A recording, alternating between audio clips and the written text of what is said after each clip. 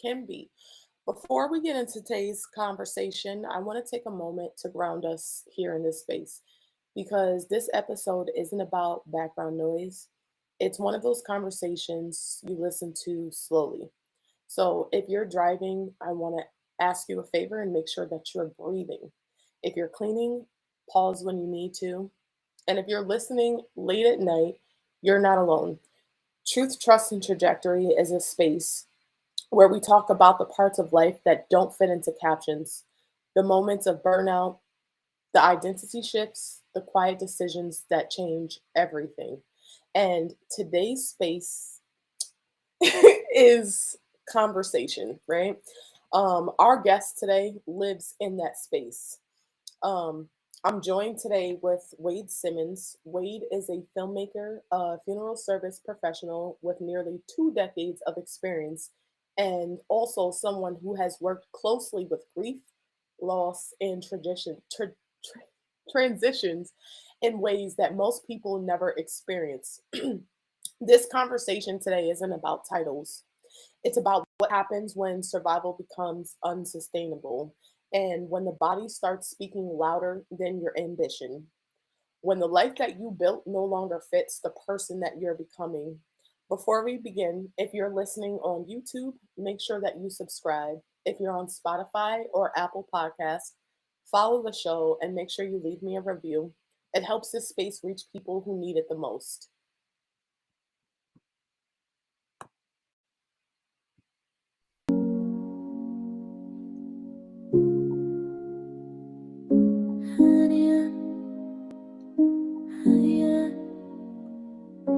I used to pray for peace in places that only caused me pain. Tried to fix broken people just to feel whole again. Lost myself trying to be enough for everyone but me. Now I breathe through the ache. I sit with my silence. I found power in the pause. And baby, this is my rebirth.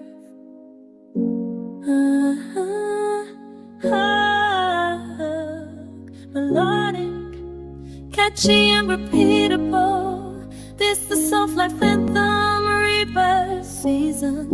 No more chaos, I found my reason. Breathe in peace, exhale my demons. I don't chase love now, I become the freedom.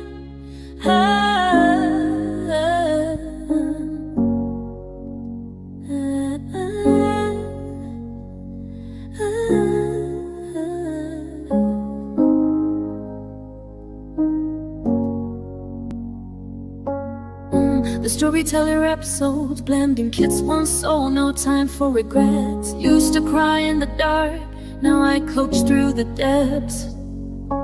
Lost my job, lost myself, but I found my breath. Turn pain into power, yeah.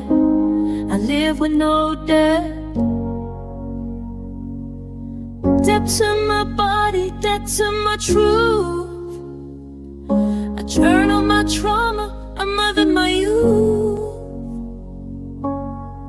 The girl I used to be had to grieve it too. But the woman I'm becoming, that's the breakthrough. Melodic, catchy and repeatable. This the wonder body's dead to none and fitting twas. Tried in motion, channel building.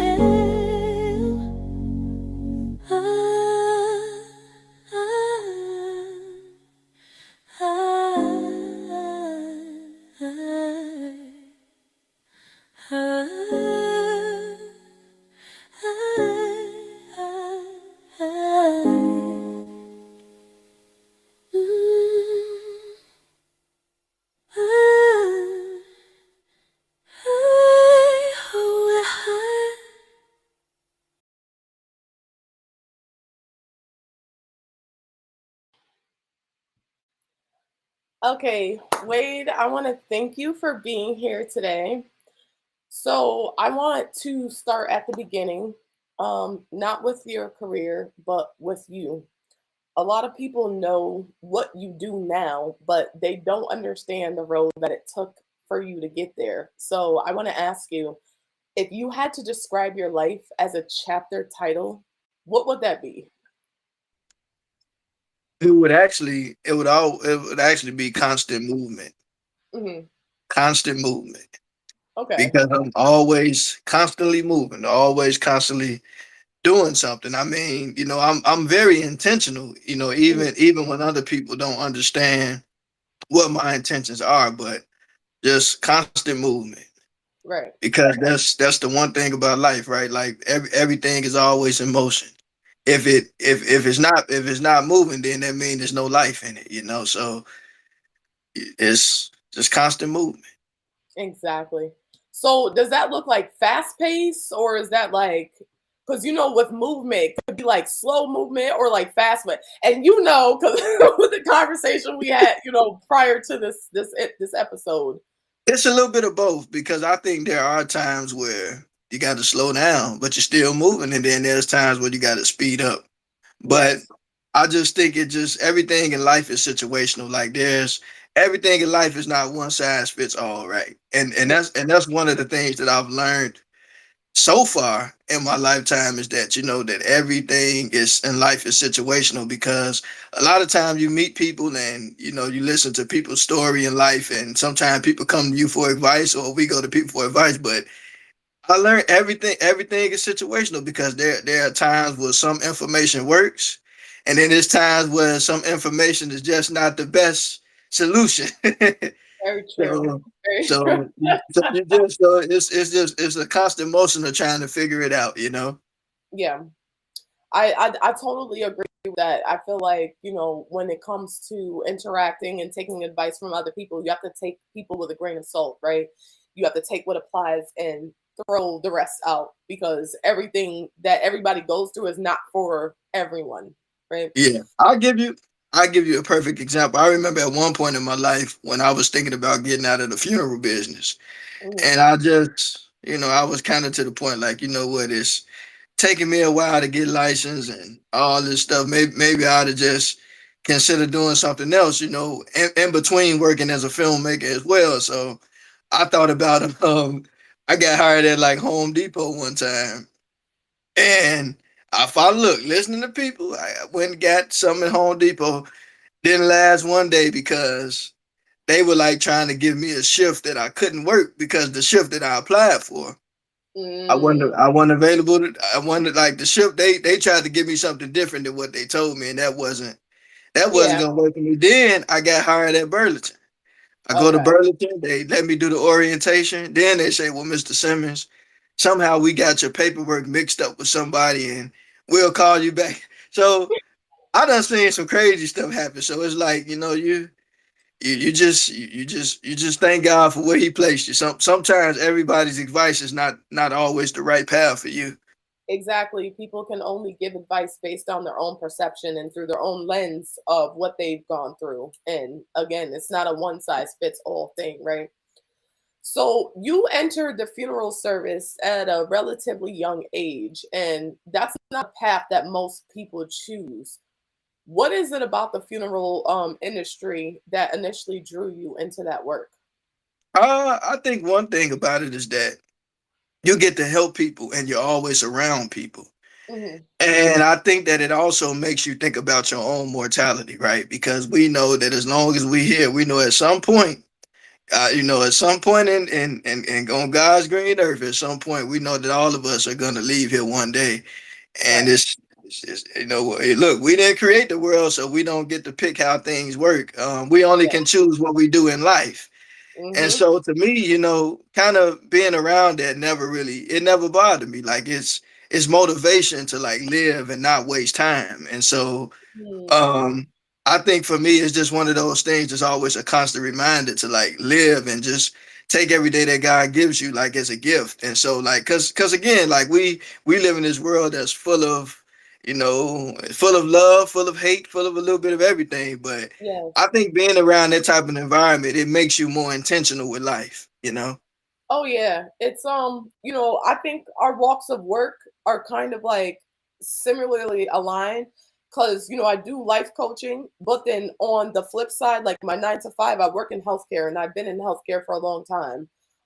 And when I was doing EMS, I feel like you see a lot of trauma, you see a lot of death essentially, or leading up to death, right? And so it gives you a different perception of life and how you address things and how you show up every single day, right? Absolutely, yeah. And it's just one of those things that just kind of always kind of gets you thinking about like life and what are you doing with life, because like I meet so many different people in life and they'll say, well, I want to do this and do that. And like I tell people, like one thing I learned in life is that you cannot wait on anybody Oh yeah, to help you get to where you're supposed to or you want to get to, because this your length of days, it's a gift. yeah, And none of us really know how much time, or length of days we have. And so, I just tell people make the most of every day. And if you want to do something, just, hmm, take every day one day at a time and do what you can in that day. That's to me, that's the only and best advice I can give anybody. oh yes, for sure. For sure. So for those of you guys that are watching on Instagram, this is streaming live on Facebook and YouTube. So you guys can hop on over and join the conversation so that way I'm able to see. All right. Being surrounded by death, grief, and families at their most vulnerable state changes a person, right? How for you did that environment shape who you became emotionally? It really actually made me stronger as a person, actually, because being around it, you see like every day it's a different family, different people, and you see people like sometimes you run into your own family members or people you went to high school with or elementary school with and things of that nature, because death is one of those things that brings people together, Yeah. unfortunately. But Yeah. a lot of time death kind of get, because sometimes even in life, right, like when everybody's people are winning and people are celebrating and having stuff going on, everybody's like, I can't make it, I gotta work, I gotta do this. But one thing about death, it it has a way of bringing people together. And so for me, working there kind of taught me to start being more present for my family, because I never forget this, that some years ago my uncle, his name was Hubert Gaffney, he lived in Arizona. I Mhm. had an auntie named Betty. She was sick in Alabama. My uncle, they thought my auntie Betty was gonna pass away, so they drove down to Alabama, went to check on her. My uncle came back to Chicago. He was supposed to go home to Arizona, and he passed away. And Mm, so, I remember my uncle had a like a 50th birthday party, and I didn't make it because I was at the funeral home working. You know, and mm, so I said after that, you know what? I'll never do that again. So anytime my family have anything, like I try to, if I can be there, I'll try to be present, because like I got my cousin TJ and Caleb, they heavily involved in sports. My aunt and Uncle Tim, my auntie Kat and Uncle Tim, they have 7 children. So, we all kind of, like I said, I'm their older cousin. So anytime my cousins have something that I can be there, I try to I try to make sure that I'm present for certain. Even my brothers, my sister, like you got to be present for people. yeah, Friends, family, because you never know. So it's just a good thing to be present. yeah. No, I definitely agree with that. I think that, the busyness and the fast pacedness, especially in the Western world of our lives, right? Everyone has this preconceived notion that, it's like so individualized in life where everybody's just like, oh, I have this going on, and that kind of takes precedence over everything else, including family.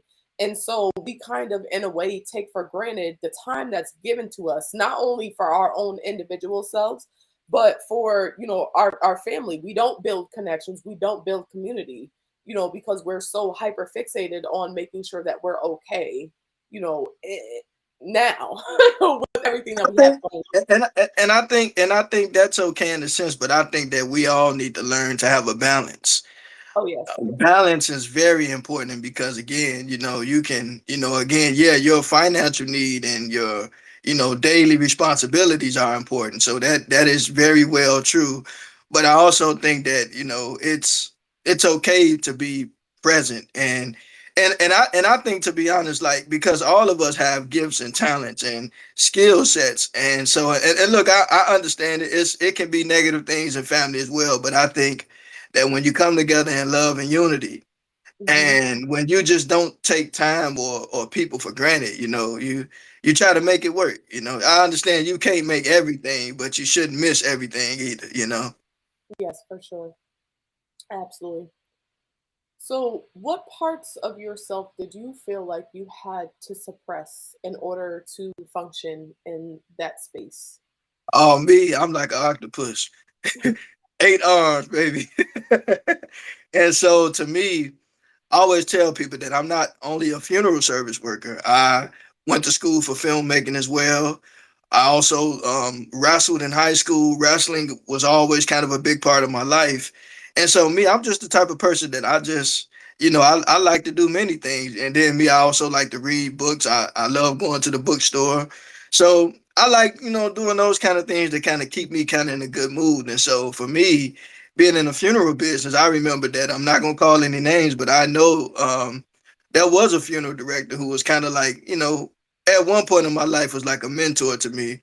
Right. And the person kind of felt like, you're wrestling and you're doing this and you're filmmaking, and you need to focus on being a mortician to be a funeral director. And I'm like, yeah, you can do that, but you being in here and you burying people and you seeing people telling their stories and hearing their life, like, we got to take into consideration that one day, God willing, hopefully when we're Mhm. older, God willing, Yeah, hopefully we get a full yeah. life, but, one day we're going to leave here. So, you don't Mhm. want to suppress your life just, yeah, you work in death, It's but like you're putting yourself in a box. yeah, you work in death, Literally, before but you're even in the box. yeah, so it's like, yeah, I work in the death care industry, but death is not my life, you know. Yes, yes, yeah. That was very well put. And I feel like that's one thing, and that goes back to what I was just saying, right? We kind of hyperfixate, especially when you're in certain professions, right, or walks of life. We only hyperfixate on superficial, and essentially it is superficial, right? Even though it is very essential because you need work in order to survive. But outside of that, there is a multitude of things that you could be doing, like Oh using yeah. your talents to influence the world, changing people's lives, even though that is still very much life changing, right?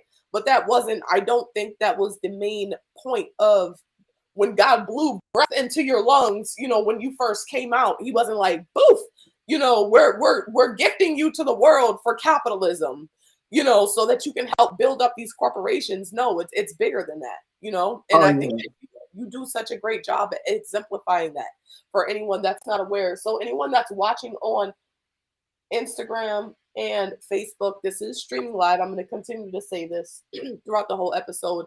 If you guys go over to YouTube, True Trust and Trajectory podcast, you will find the full streaming live episode.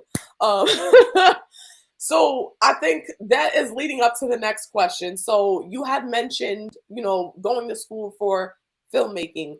Before that became your profession, was creativity always inside of you, or did it become something you had to learn later on in life? Always. I'll tell everybody this. From a child, I knew that I wanted to be a funeral director and a filmmaker. Okay. And I knew that early on. I remember being in high school. I'll never forget freshman year, Miss Jackson. Man, Miss Jackson was awesome. She had us write out a plan for our life, where we was born, what we want to do.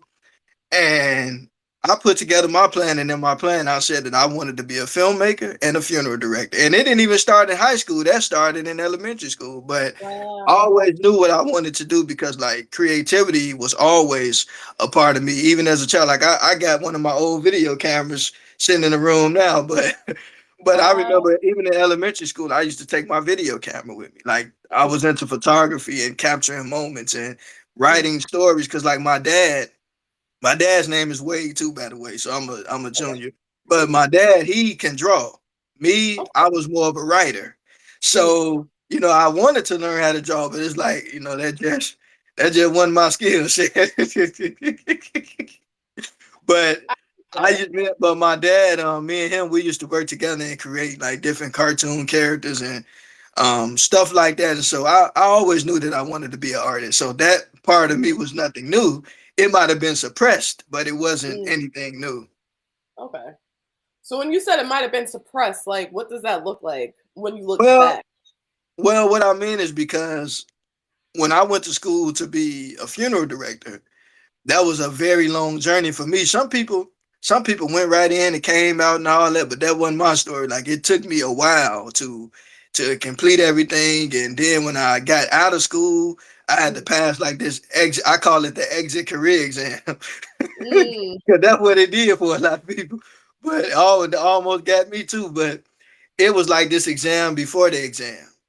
okay. So once we finished school, we couldn't even get our degrees or sit for the national boards until we passed this test. And so I was so caught up in trying to pass that test, and it was kind of draining me and stressing me out. I thought about just completely just walking away from the business. And so Mm, so I remember one day I was just sitting there thinking, like, you know what? If this don't work out, I better find something else I'm gonna do. So I went to like this animal hospital, and mm. I was looking at like all the sick animals and stuff, and I'm like, I love animals, but I don't think I Not can in this tolerate. capacity. Yeah. And so then I went to Vegas because my uncle, he's a plumber in Vegas, and Mm, my family, they're skilled in the plumbing business. So my grandfather Hubert Gaffney, he was a master plumber. He taught my uncles. And so my uncle, he's doing pretty good, with his business. So I went down there to kind of learn a little something. It was funny because it was one day this lady was chewing him out about something. And me and the lady I was sitting on her couch having the whole conversation while my uncle was working. And so when we got through, after she chewed him out, she told me, when you come back to Vegas, make sure she said, leave Chicago. I want you to come down here and come back and visit me. But me, I like my gift is really talking to people and stuff like that. And so I'm like, this is not for me. So I remember being at home and I'm like, you know what? If I'm gonna go back to school, and I remember talking to God about it, I said, I'm gonna do something that I like. And so I mm, chose film school. And as soon as I went to film school, right, I passed the funeral director part of the test. It was mm. crazy. It was just, and I remember somebody telling me, like, why would you go to school for something else after you? But it didn't work out until I took it's sometimes life just be like that. It is like that. And I always like when we were initially talking on the Zoom call, I said, I consider myself a jack of all trades, master of none, right? Because I think that a lot of people, what ends up happening is we're conditioned that we are one functional beings, right?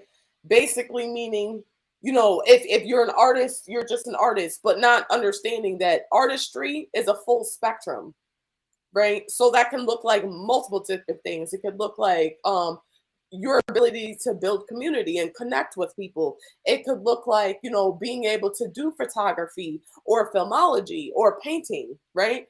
I think that we are literally taught from such a young age to put ourselves in this box. And as we grow older, a lot of people they start to I don't know if it's like embarrassment or resentment just because they have so many skills and abilities. They don't know where to direct, their energy and channel that energy into. So I definitely applaud you for doing all of the things because you weren't just put here, to work for somebody else. And you weren't just put here to use one of your skills. Like God instilled so much in you. So I think that's great. And I Hmm. and I, and I tell people this, that you never lock yourself into one thing, because all of us have, like, to be honest with you, I know funeral directors that are lawyers. I know a Mm. funeral director that's a pilot. Some are accountants. Some are school teachers. What? I know a funeral director that's a principal of a school. I know one that has a beauty shop like right by her funeral home. Mhm. A lot of people have like multiple skill sets. I have another friend of mine, my friend Samantha.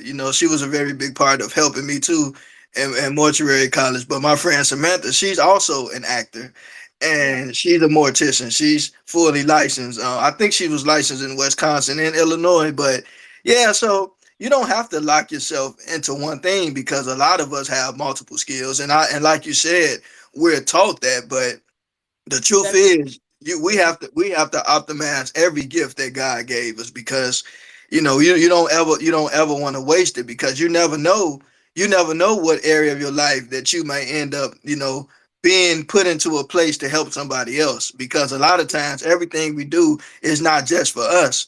Sometimes it end up being something. Let me tell you, like, I kid you not, a couple of weeks ago, I got the privilege of working on the Chicago PD set again, and I met another brother, and me and him, we got to talking and registering and everything, and just talking, and then we ended up being able to help each other. Wow. So I think it's just one of those things where, like, none of us are anywhere by happenstance. Exactly. Everybody is where they are for a reason. God put you in people's path and place for a reason. Now, we may not always understand what that reason is, but you Yeah. just go along. Look, I'm telling you, I've met so many interesting people. And me, I'm one of those people that, to me, everybody is a star. Everybody is somebody, because all of us are people that have gifts and talents. Now, it's up to us what we do with it. Hopefully we use it for good. But treat everybody like somebody. Like, I tell everybody is somebody. Like, and one of my biggest pet peeves is, like, when I meet other actors and stuff, they be like, "Oh, I'm just an extra." No, no, no. You You're are here. You're not. good. It's everybody plays a part in it. You work, because, again, what people don't realize, it's not all about whether you're doing a big part or a small part. The thing is that you're there connecting with people, and connection is powerful, because you meet so many people doing so many different things. And so, like, I never look at it like I'm not going into rooms looking down on people, or looking at, this person is bigger than, like, that stuff never really moved me, because everybody is somebody. Oh, for sure. I 100% agree. Make sure you guys are sharing out the live and engaging. It definitely helps to continue bringing more content like this. Also, if you guys are watching from Instagram, we're streaming live on YouTube and Facebook, so you guys could go over there to watch the full episode. All right. So we talked about you working in the mortuary services, taking your tests, and then also pivoting in the same token. So maybe you had like a moment of like you were questioning whether it was going to pan out, right? So you wanted to make sure that you were able to secure and facilitate your next best skill, which was filmmaking. So you jumped into that.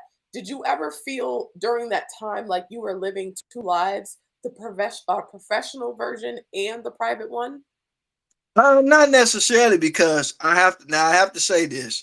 There's a young man that I went to high school with. His name is Alley Cat the Rapper, and I remember when we were in high school. I remember seeing him rapping in high school. And then I look up, and then I remember, like, at that moment when I had decided to go to film school, I remember looking at one of his videos, sitting around, saying, Alley Cat still doing this thing. And so that was kind of like encouragement for me. Yeah. And so to me, and, like, he does work, and he does things with, he's a mailman and a rapper. And, like I Mhm. said, I know multiple people who are doing different things. I got another friend of mine in the funeral business. He's a cop and a contractor outside of owning a funeral home. So, like, I know quite a few people that are doing multiple things. So I didn't like feel like I was living two lives. I did what I felt I needed to do at that time. Yeah. Because one thing about me, I ain't gonna stay stuck in one spot too long. I'm always, it's like, look, time is always moving, so I Yeah. Yeah. can't waste it. Yeah. No, I think with you saying that, that kind of like reframes something that has always been like a constant in my life, right? Because people used to always like make fun of me, and they used to be like, "Oh, you're always doing something," right? And so like at my grand age of almost 38 years old, when I look back, I was always doing the same thing. It just presented in different ways, right? And I think the thing is, when people are not actively pursuing their purpose and they don't know like what it is that they want, they don't fully understand their talents or their skills or what God put them here for, right? The next best thing is to chastise other people, right? And it's like you got to be able to shrink them and bring them down so they feel maybe just as low as you do to an extent. I don't know if you've Yeah, ever you know, experienced that. Well, yeah, because I know, like with me, especially being an entrepreneur, like sometimes it's not the people that don't know you. The people that don't know you, a lot of times, they are Biggest supporters of very you. much Yeah, encouraging. But and some of yeah. the people that you know are supportive too. But a lot of times, some people that really like know you, they don't necessarily see you as a professional. Yes. They kind of just see you as this person, like, man, what is you doing? You got this and that. But like I tell people, anybody that ever did something great, you gotta stuff don't happen overnight. You have to make preparation to get things done. Hmm. And you have to put forth effort to get things done. And effort is not, and I know like a lot of people sometimes kind of fear that. Not everybody, but a lot of people fear that because some people like it's so uncertain. But like I tell people, a lot of the companies that are here, the big corporations that are here, they're here. A lot of those corporations are here because somebody put time into building those things. Oh, And I think that people have to understand it's the same thing with any other company. Every company has potential to do great things, but it's kind of in the hands of the individual to figure out how to do it in a good way. yes. Don't get me wrong. It's some people do some shady stuff, but to do it in a good way. Yes. I'm always about doing things in a good, clean, and honest way. Exactly. Your integrity and intention should always like precede you. You know what I mean? Absolutely. And I think that's what kind of separates people that are in it for good reasons versus the ones that have like negative intent. And you can always pick them out, you can tell. Oh yeah. So I want to now talk about stress, burnout, and the body because I think that this is one of the heightened pivotal points, right? Something that you shared with me really stuck, and that was how stress didn't just stay emotionally; it showed up physically. Can you talk about when your body started sending you signals that something wasn't right? Yeah, when I was in film school, actually, I noticed my voice, like I think a little before that, it started changing. Mm, And I didn't know why. But it's like, people looking at me, I'm a young man, but I almost sounded like a whole nother person. And it was weird because like my voice wasn't like it wasn't matching. And I was like, what's weird? And then I started noticing something that when I'm happy and uplifting, I sound mhm, like myself. But when I was kind of tensed and stressed, my voice is strained really bad. And so I remember when I was talking to a doctor about it, they sent me to a specialist.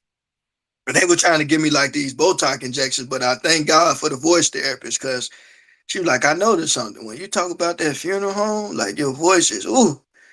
But you're wrestling and you're an artist. She said you may want to take a break from doing the funeral stuff and kind of focus on the film and be creative in that. And she like, I'm not telling you what to do, but I think that that would be helping. So instead of me doing the getting the Botox injection because that's the quick fix, I didn't want the quick fix. I wanted to actually, because like I said, that's a conversation for another day. But I think that God did give us things in our inner body also that can heal itself.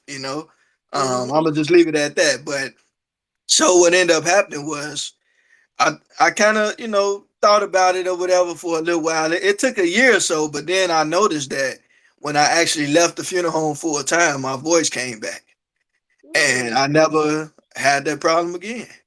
So I know where the stress came from.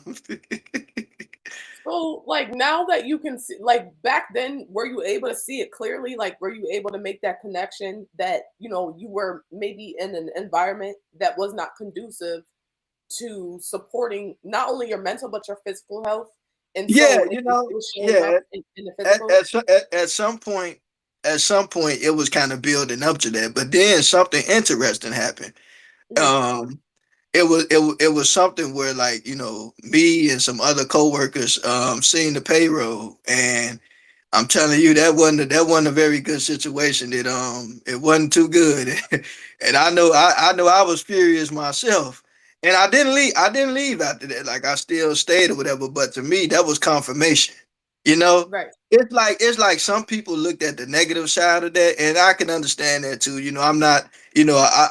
I think personally, I could have maybe handled things a little bit different in that situation, but it was kind of confirmation that I needed in a sense because, like I said, when I left, stress went away. Mhm. And I'm Mhm. not putting everything like on the place. It's just sometimes you can kind of overstay your welcome, you know. And things in life, and I always tell people this, like we take things personal, but sometimes things in life sometimes come up to move you. Oh You yeah. know, we may not understand it, and but yeah, when that happened, I still stayed, but I was already kind of battling with dealing with, and the ailment you were talking about is called spasmodic dysphonia. Yeah, Mhm. yeah. I would tell anybody look it up because I didn't know what that was until I started experiencing it for myself. But yeah, but after the payroll situation, I stayed. But it kind of like was stuff wasn't already feeling right, but then that like put the icing on the cake, you know. Yeah. And so it's like you being up in here stressing and you ain't being valued. Eh, what other evidence do you need? So I had to accept the fate and just say, you know what, my health and all this stuff is just time to move on. You know. Oh yes. And I think, that is a really important point to make, right? Because we get so used to being at a place, like I know people that I work with at, my 9 to 5 job that had been there for 16 plus years. And Yeah. each day, and mind you, I've only been there since April, right? But I observe things. So as they're coming in every day when I see them, it's like you can see the soul being sucked right out of their life force Yeah. is being taken. They come in and they're just radiant and beautiful, and by the end of the day, they got dark circles under their eye. They just look like they're dying. And essentially, like, I know a lot of people, that work maybe 9 to 5s and go to a job that they do not like every single day. They don't realize the correlation between, that level of stress that you're enduring and how it actually affects the body. And there's a book, I forgot the doctor's name, but it was a doctor that wrote it. It's called The Body Keeps a Score. We talked about that, in the Zoom meeting. And that's an actual real thing. Like when I started reading that, it made me cry because I was like, Yeah, yeah, get but out you of know my what? life right now. But that's the one thing that I thank God for. Like, even though there's a lot going on in this generation and in this Mhm. time period, and there's some negative stuff too. Oh yeah. But on the positive side, I like that people are more informed. Oh yeah. I like that people are more aware because awareness is a powerful thing. Oh yeah. And sometimes what you don't know, but I think we're finding out a lot of things that we really didn't know, or things that people have told us over the years that we probably didn't. So to Yeah. me, I think that people have to understand, first of all, you have to take care of yourself because even being somebody who work in the funeral business, right? Like a lot of people have lost their life, even for like a lack of knowledge, a lack of understanding. Um, Possibly not knowing proper information about eating and things like sickness and like a lot of this stuff is a conversation, like I said, for another day. Yeah. But it's a lot of things in this world that we're still learning to understand. And you that's why I say if nobody else don't love you, you know that God love you and know that you better love yourself Yeah. and and hopefully show love to others as well. Mhm. But my whole thing is just like when you really pay attention, you start to kind of look at life a lot differently. And so to me, like I'm grateful that even though like I kind of almost lost my voice, it was really like an eye-opening experience for me that you gotta always make sure your health and your mindset is good because even when you're doing something that you like, burnout is real because again, keep in mind that I had graduated film school during COVID. So this is back in what Mm. 2020 when I graduated, but all this was going on before then. Oh But yeah. it's like it's just and we seen that with especially with COVID, right, in the funeral business, a lot of people got burned out because a lot of funeral homes, the business was increasing because there was so many deaths going on and you know um it's just man, it was a lot. And I know a lot of people got really burned out, and it was really stressful because I remember even during COVID, like there was a time where the state mandate was like only 10 people could attend the funeral service.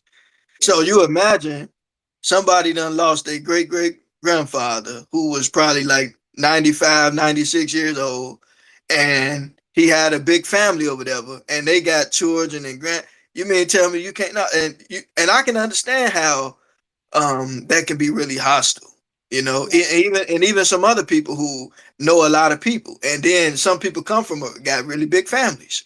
So you're saying only 10 people. So just imagine that the families were taking that frustration out on the funeral home, you know. Yeah. So all that type of stuff can really cause a lot of stress, you know. And Oh, I'll never forget this. I remember one time I was at the funeral home working. I'll never forget it.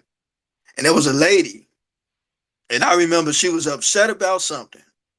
And she kind of said, because she wanted me to do something, but I think at the time I think I might have been like probably like maybe the only one there at the time, but I was doing so many other things.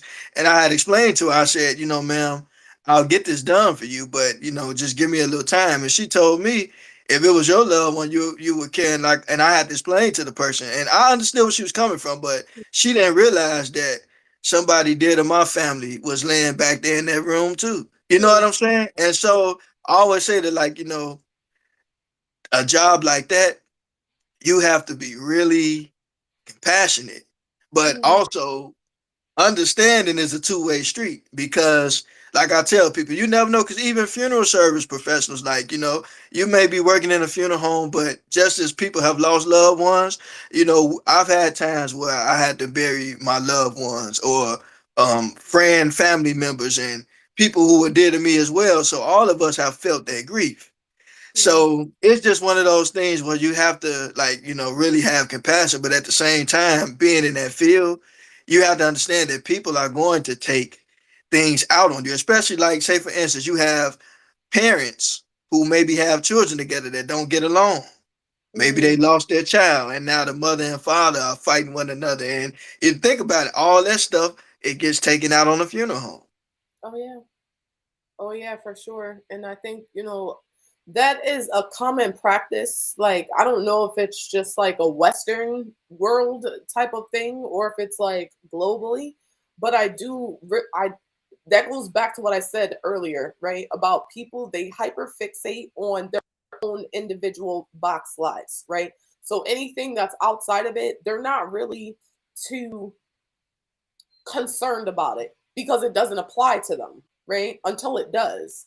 So I think compassion is the word there. Yeah, it go, but look, but yes, but you know what? And don't get me wrong, I embrace the path that God has placed me on to, you know, serve in the funeral service. And I love what I do. I love helping people and connecting with people. But at the same time, we have to, for me, I knew that I had to create a balance, because you're human. And the truth is, sometimes you are in situations where, you know, people will snap on you and cuss you out and this and that, because sometimes, think about it, you know, people, because I remember there was a time where we had a situation where, like, the wife and her in-laws wasn't getting along, and her husband died, and the in-laws came to the service, and it was a big fight, and we had to shut the service. Like, you see a lot of stuff.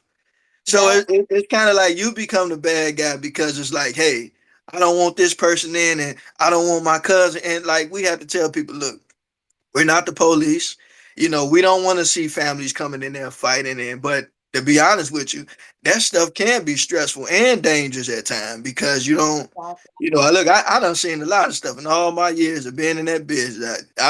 I'm telling you, I done seen a lot of stuff. And that's why I say I do not take that home with me. Like, look, Yeah. To be able to separate the two is definitely a skill. And so, just quickly intermission for anyone. Hey, Miss E class. So if you guys are watching on Instagram or even Facebook, we're streaming live right now on YouTube. The whole entire episode is not going to be on Instagram, unfortunately. So you guys can click the link in the bio to watch. Make sure you guys subscribe though, please. And you can watch the entire episode from there. Um, where was I at? uh, I just forgot. But no, it is definitely important, right, to make sure that we're taking inventory of the way that we're affecting other people, right? Especially because I work in the healthcare field and you do too, but it's just it's an after healthcare, right? I think that people will come in and because they view their trauma and their stress as so significant, which it is, we definitely hold space for it. But then we also forget, I think, that you're dealing with human beings, right? Regardless of what, And it's the right? same. And look, and it's the same thing with funeral home owners. Like, I got nothing but love and compassion for the people that I used to work for as well, because I understand in that situation too, that, like, that everything is not black and white. Sometimes there's a lot of, because we're people and we all feel differently about things. We have feelings, and so it's just understanding is everything. It's Oh, for is sure, everything. for sure. Michelle Green said, right. I'm glad that this is resonating for you guys watching at home. Make sure you guys are continuing to flood the chat, guys. Flood the Hey, chat. Mateo, how you doing? So I want to go back to the vocal cords, to this spasmodic. Pronounce it for me, because I've been It's called practicing it for it's days. called spasmodic dysphonia. Spasmodic dysphonia. So before you actually got an official I'm sorry. Were there any signs that you saw but you might have ignored during that time? Yeah, like it was funny because everybody like, wait, what's going on with your voice, man? Like I was sounding like I said, I would talk and my voice would be shot. And even like at the funeral home, sometimes if I answer the phone, it was like sometimes people will call and then they come up there and say, I was talking to this old man, and they didn't know they was talking to me, right? but Mhm. but I'm like, and so eventually I went to the doctor, and she wanted to check to make sure it was like no cancer, no throat cancer, none of that stuff. So I went to a specialist and they checked my throat, and they didn't find anything, and so he didn't say anything else about it. So I went to another specialist, and Mm, so but it took me to do my own research on it. And mm, so, because I was able to kind of talk to the doctor about it, and once I was able to do that, then that's when they sent me to the specialist, and they like, yeah, you have spasmodic dysfunction. Because me, one thing about me, even when going to the doctor, I still do my own research, because I oh yeah, for sure. I ain't just going along with everything somebody say. Like, I check things out and look into it, because I want to look. I'm in a funeral business, so I know about that stuff too. So I'm gonna leave it at Yeah, we that. But ain't gonna be making no extra money look, off yeah, that. right Yes, now you gotta look. You gotta love yourself. You gotta exactly. definitely love yourself. But Yeah. yeah, but I did my own research as well as collaborate with the doctor, and they sent me to. Like I said, I didn't want to do the Botox injections, but the voice therapist, she was really nice, and with talking to her, she helped me to kind of learn to. Because she told me, she said it's like really no. They claim there's no cure for it, because sometimes my voice still spasms every now and then if I get Mm, stressed. So okay. but it's not as bad as it was when I was, in that environment all the time. And so but she told me how to kind of keep it under control. Because I remember somebody that I knew was like, "Why when you at work, you sound like that? But then when you talking about filmmaking and you on podcast speaking, you sound like, yeah, because I was uplifted, I was happy. Exactly. I was in my space." So, I'm glad you just mentioned that, because one of the, I think, most common things, especially in this Western work civilization, right? This capitalist culture we exist in, I think a lot of people that are listening from home normalize exhaustion because it's familiar, right? And then they've also been programmed to operate on that level, right? Why do you think that we've been taught to push through pain instead of actually listening to it?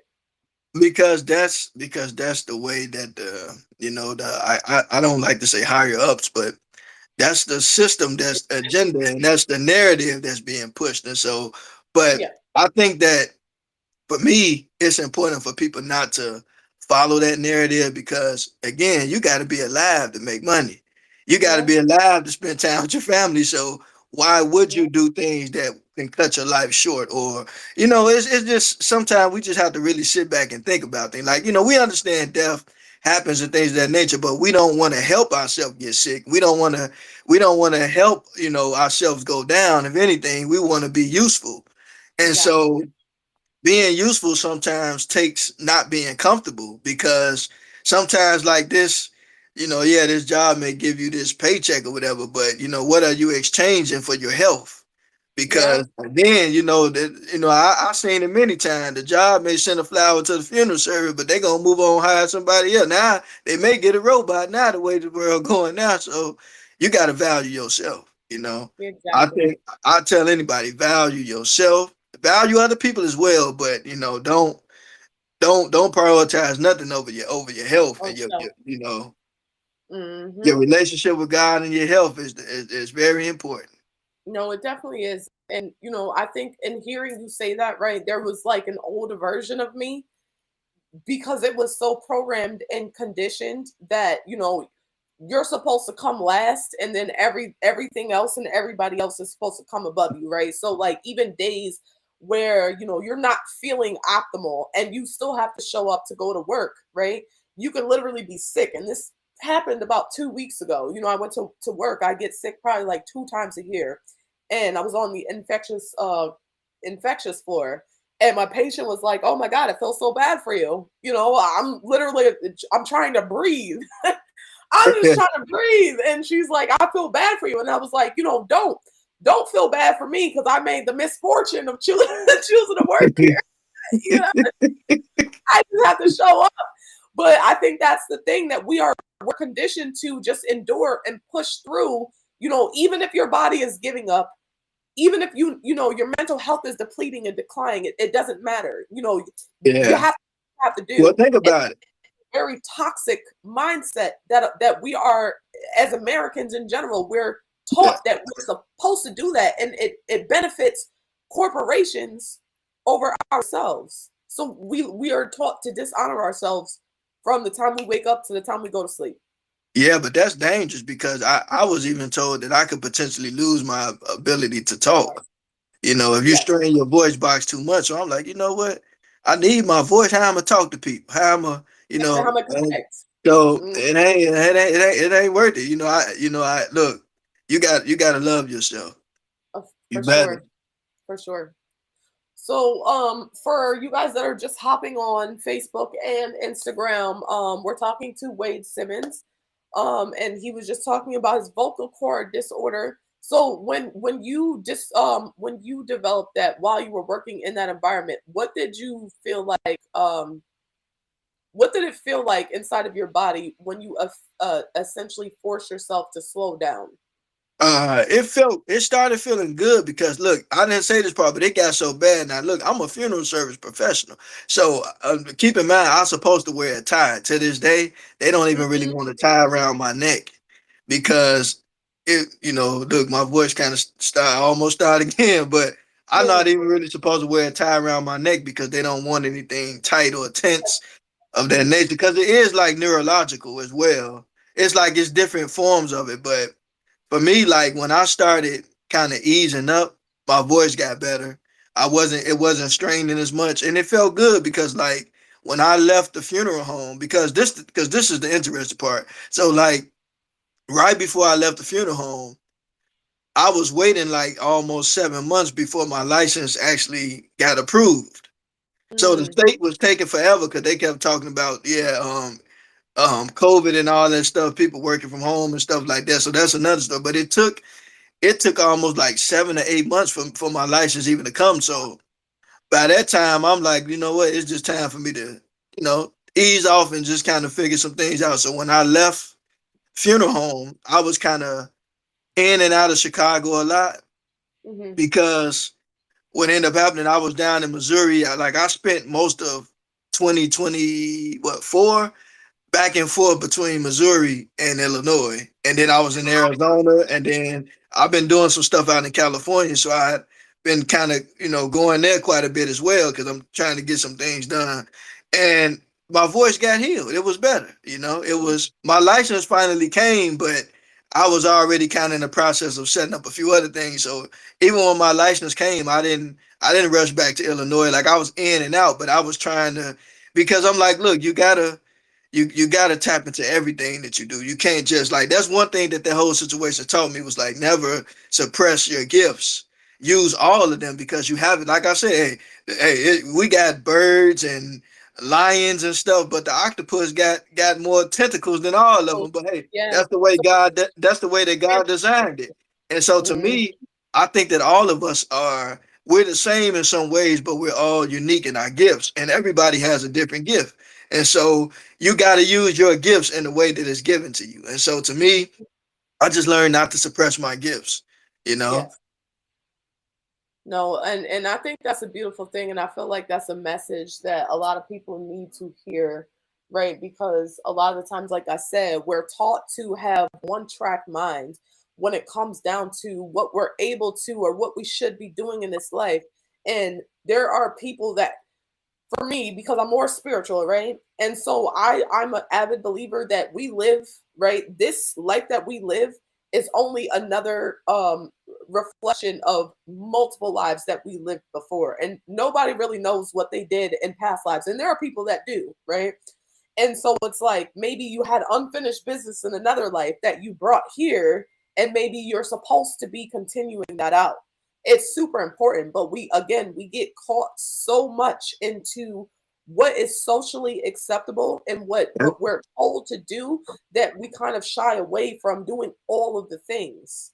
Yeah, and that's why I tell people that, just because something is socially acceptable, it doesn't mean that it's the right or best thing for humanity. And so I learned that everything in this world is not what we think it is. Oh And so yeah.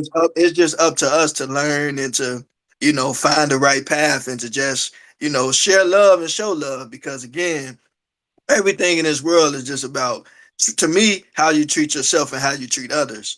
And I Yeah. think the more we learn that, I think that we can be a lot better off. But not everybody subscribes to that, and that's their choice. But for me, I think that the true healing is in sharing love and showing love, and just realizing that these gifts that God has given us, we have to use them. You just don't, if you don't keep a gift contained inside, you got to use it. Oh yeah. And the thing is, it's not nobody else's job to tell you how to use them. You have to follow that inner voice. You have to Hmm. use them in a way that you're supposed to because not everybody's assignment is the same. Yeah. So like I love when people say, "Oh, if I was you, I'd do this and do that." I say, "Yeah, if you were me," but I'm not. Look, so I never tell people I'm not you, baby. like like me and my good friend Jalen, we have conversations all the time about life and about things. But I always give everybody that respect to know that you have to follow the path that works for you and that you're meant to go down. You Hmm. can't. Sometimes people can give you advice, but they're only showing it from their lens, and there are many different perspectives on life. And so you just have to follow the path that God got for you. Exactly. So we're going to. I think I want to take a quick intermission because we have a second part of this to go. For everybody that's watching on Instagram or Facebook, I'm just gonna say this one last time. We'll probably go maybe like 20 minutes into the second segment. And then I'm gonna end the live stream on Instagram and Facebook, and then you guys are gonna have to come over to YouTube, subscribe, and join the conversation. So did you have anything you want to add before we take this quick intermission? It's only gonna be about 3 minutes or so. Okay, no, we can take the intermission. It's cool. All right, cool. Just mute yourself and turn your camera off, and I will do the same, and then I'll see you back in about 3 minutes. Thank you guys at home for supporting, watching. Please don't go anywhere. If you do, make sure it's over to YouTube. Make sure you subscribe. Truth, Trust, and Trajectory podcast. You guys on YouTube or Instagram. The link is in my bio, so you can go ahead and find it there. And then I'm just gonna.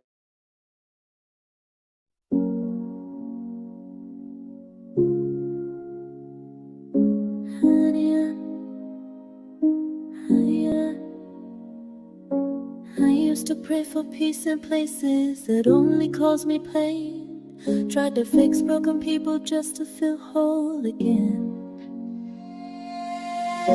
Lost myself trying to be enough for everyone but me. Now I breathe through the ache. I sit with my silence. I found power in the pause. And baby, this is my rebirth.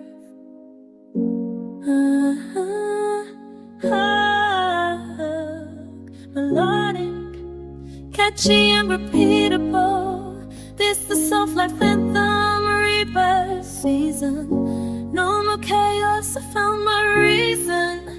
Breathe in peace, exhale my demise. I don't chase love now, I become the freedom.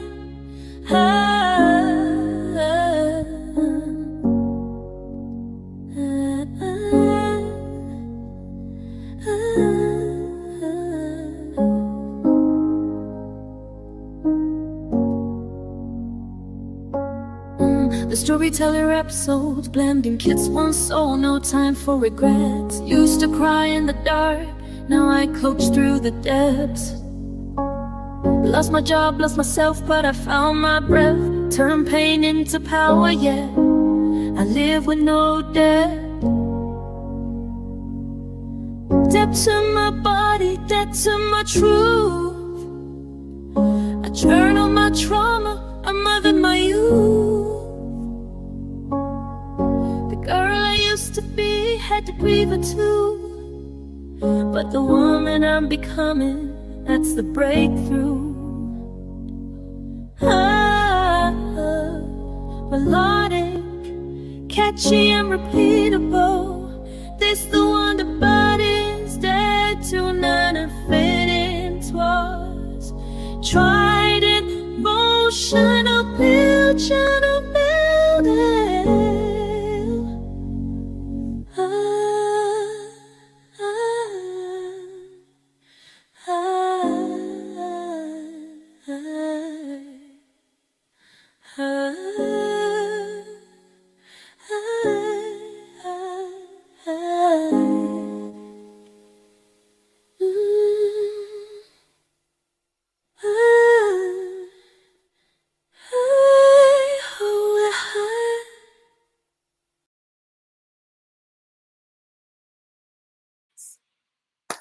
All right, Beryl, we're back. Welcome back.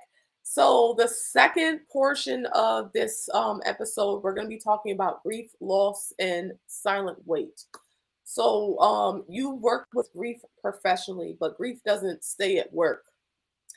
How did being around loss affect how you processed your own emotions, if at all, any?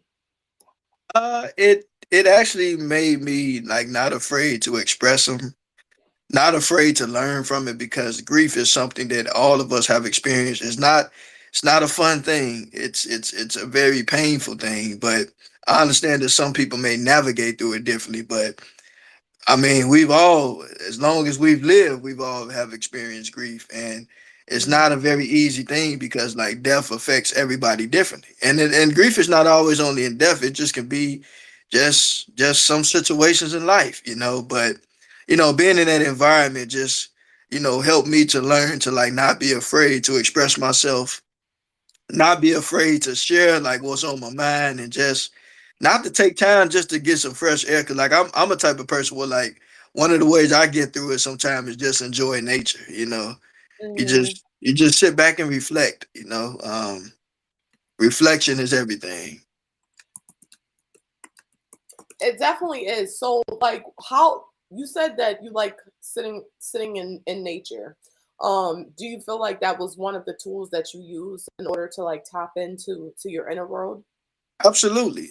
Because it's like for once you're not so caught up in the busyness of like the kind of like the industrial world. You're just enjoying this beautiful place that God put us on, and just in nature, looking at the trees, and even like if I love the West Coast, so like you go out there and you look at the mountains, and just nature is a beautiful thing. It kind of reminds you more of that slow calmness.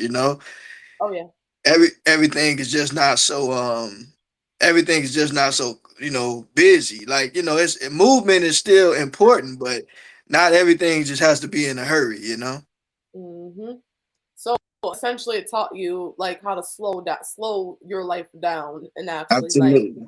show gratitude for, the moments. A lot of us, I think we take things for granted, right? Not Yeah, realizing how fast life actually moves, right? You don't have to absolutely. be the contributing factor to the speediness of our life. Hold on, sorry, I have to move this because it's not working. Okay, was there space for you to grieve what you were carrying, or did it just stack over time, like during this process? It was more stacked over time, but like I'm a type of person that like, I do a lot of reading, I do pray a lot, but also I talk like most of the time talking to like my friends and people that's really close to me. That actually helped me kind of more so through the process. Cause one thing about anybody that meet me know that I'm a very like strong person as far as talking to people. And what kind of gave me that passion for it is like because we don't ever know when the last time we gonna see somebody. So Yeah. me, every time I get to talk to somebody or whatever, I don't take anything for granted because, tomorrow on this side is not promised to any of us. And Hmm. so I just cherish people and I value people and I let people know that I appreciate them because that's very important to me. So like for me, it's just like grief has kind of taught me to like, not take anything for granted and reflect on life and enjoy the good moments, and if you do have a issue and a problem with a family member or a friend, you try to resolve it and not let it go on so long. Oh yeah. And I think that's one of the most difficult things when you mention grief as it pertains to family, right? A lot of the times people aren't able to fully receive that feedback, Oh which yeah. more distance, but Well, you know what? Well, look. Well, one thing about me, I know how to live peaceably with everybody because one thing about me is that we're all people. We all have feelings. Like we feel differently about things, but I still say that like it's a good thing to show love and still let people know you love them and still try to connect with people because why create so much distance between yourself and your family? Like we may not always agree on everything. We may not always do everything the same way, but at the end of the day, it's still good to be kind to people and let people know that you care for them and just check in with them and see how they doing. Like we have to learn that if we want to control anything, it's our own narrative. And yeah. so, outside of that, I ain't got no jurisdiction over, but I still cherish my time with my family, and that's very important to me. My family, my friends, even people that I meet along the way. Like I don't take anything for granted because I never meet strangers. Like when I talk to a person, I'm locked in that moment. Even like now, I made a habit of like when I'm talking to people in person, I try to put my phone down because I'm trying to enjoy the present. Look, it's a lot. Look, online world is just as busy as this world, right? But Yes, it sometimes definitely. you have to take the time out to really connect. Mhm. That's so important because you never know how much one conversation can really change a lot of things, Oh for yeah. better or worse. Hmm. Yeah. Well, it's definitely the impact that matters, right? And that's when you mentioned the phone thing, like my partner now is he taught me that without intentionally teaching me. Like so when we're spending time together, like we both put our phones down and it's like out the way. And I'm like, I definitely appreciate that because I think we get so caught up in, distraction, like everything in this world, especially now in 2026, like we whether it's consciously or subconsciously we look for ways to distract ourselves even when we're supposed to be experiencing moments of intimacy and closeness, or connection. We still like find ways to escape from that, which is so weird. I always say that now this was crazy. I remember my grandfather had passed away around the time of when they did like the brief TikTok ban or whatever. Or Yes. they shut it down. And I remember my cousins from Mississippi and this was the younger group. They was all here when they closed down TikTok briefly. All of them just was having a panic attack. We was but I'm like, you know what?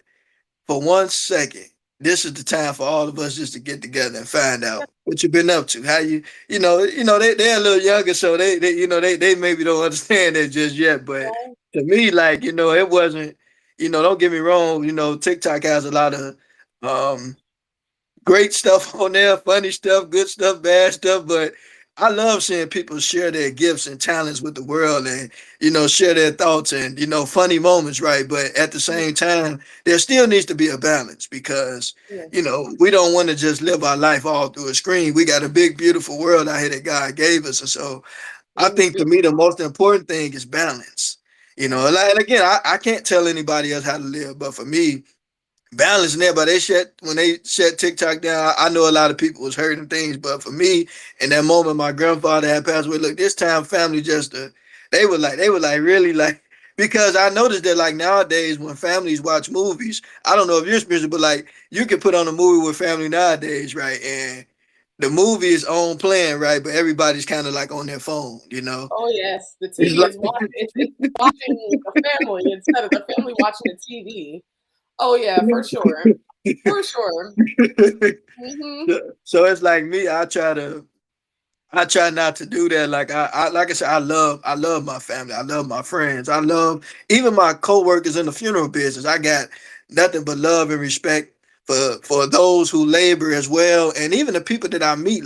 Because I met so many wonderful people, even working in the business and servicing families, and just I love being around people and talking to people, and it's a powerful thing.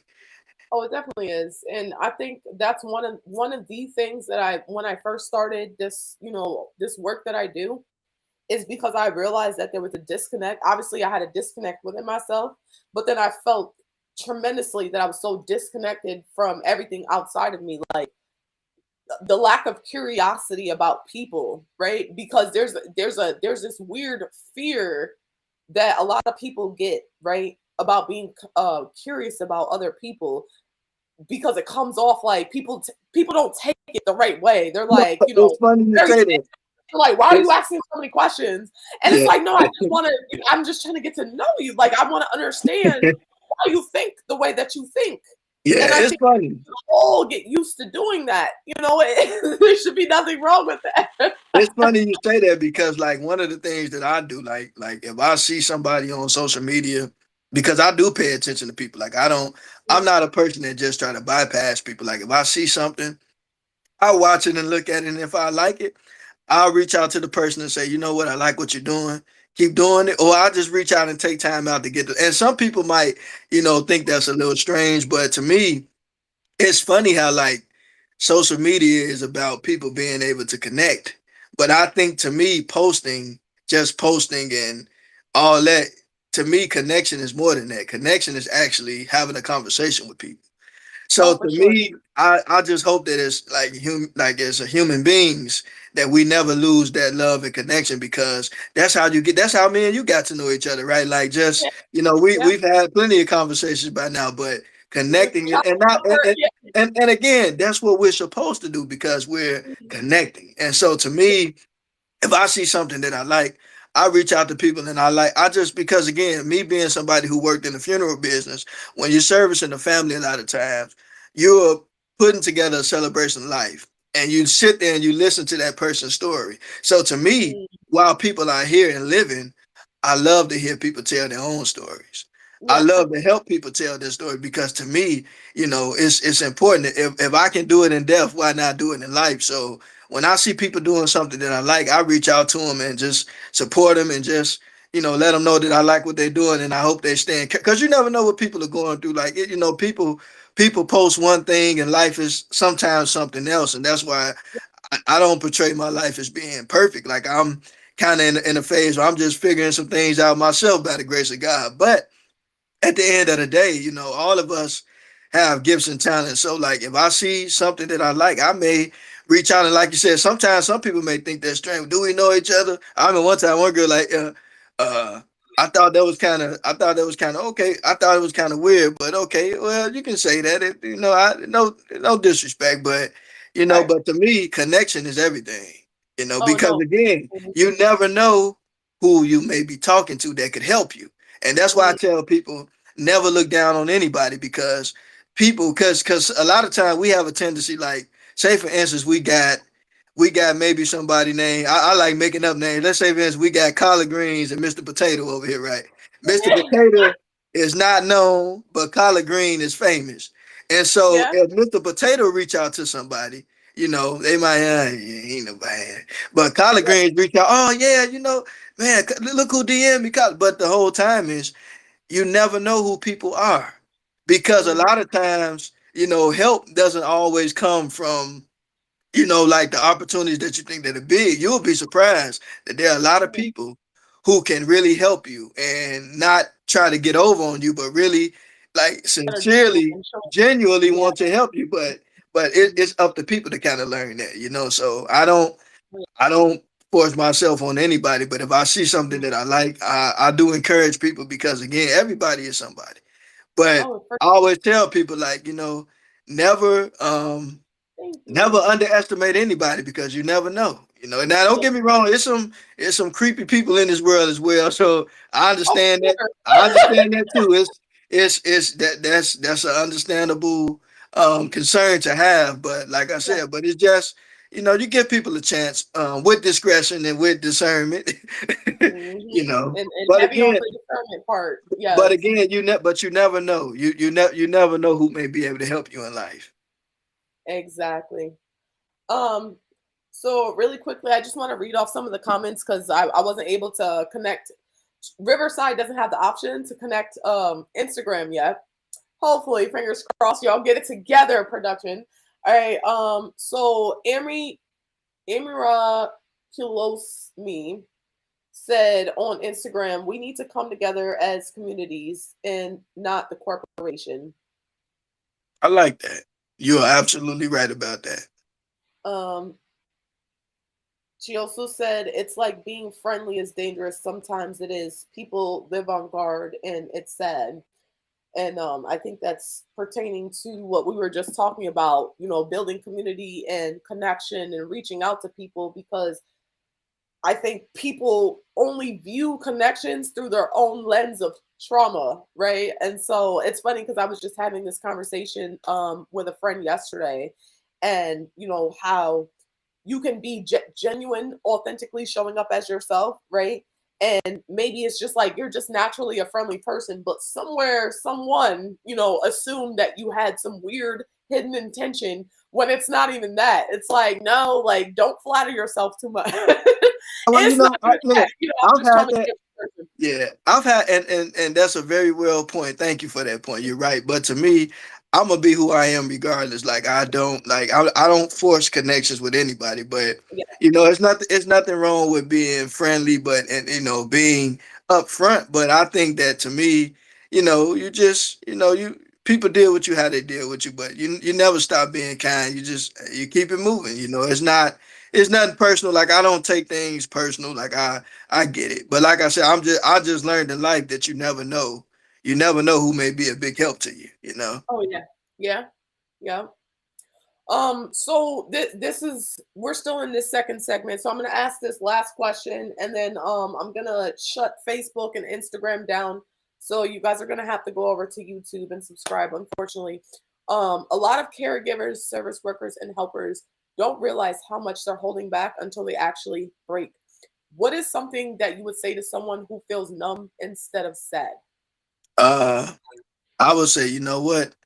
Don't let it go over that far, because, when people snap out, like, that can be really dangerous and not really healthy. And that's why I think that everybody should express themselves, whether you journal or you like nature, or you might have to go outside and scream or yell or whatever you got to do, but do not hold things in, because it will affect you. And to me, you don't want it to get to that point. So Oh, I think it's very key to be open and honest, even in situations like in work environments. Like, when I worked where I worked, I was very vocal about, some things that I was kind of feeling, and whether people whether it was liked or disliked, that's another story. But it's okay to be honest, because you're only human. yeah, And yeah. likewise, even with those who own businesses, or whether you're an employer or an employee, Mm. it's okay to be honest.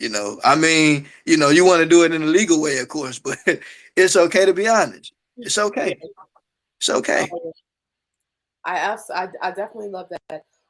So we're gonna end this on Instagram. If you guys are just coming in, I'm so sorry you missed the first half of the podcast. But if you click the link in my bio, it'll take you directly to my YouTube podcast channel. It's Truth, Trust, and Trajectory Podcast. You guys can watch the remainder of the episode. You're very welcome, and I thank you for being present. Come check us out on YouTube to get the full episode. All right, and then so we can shut that down, and we'll do that later.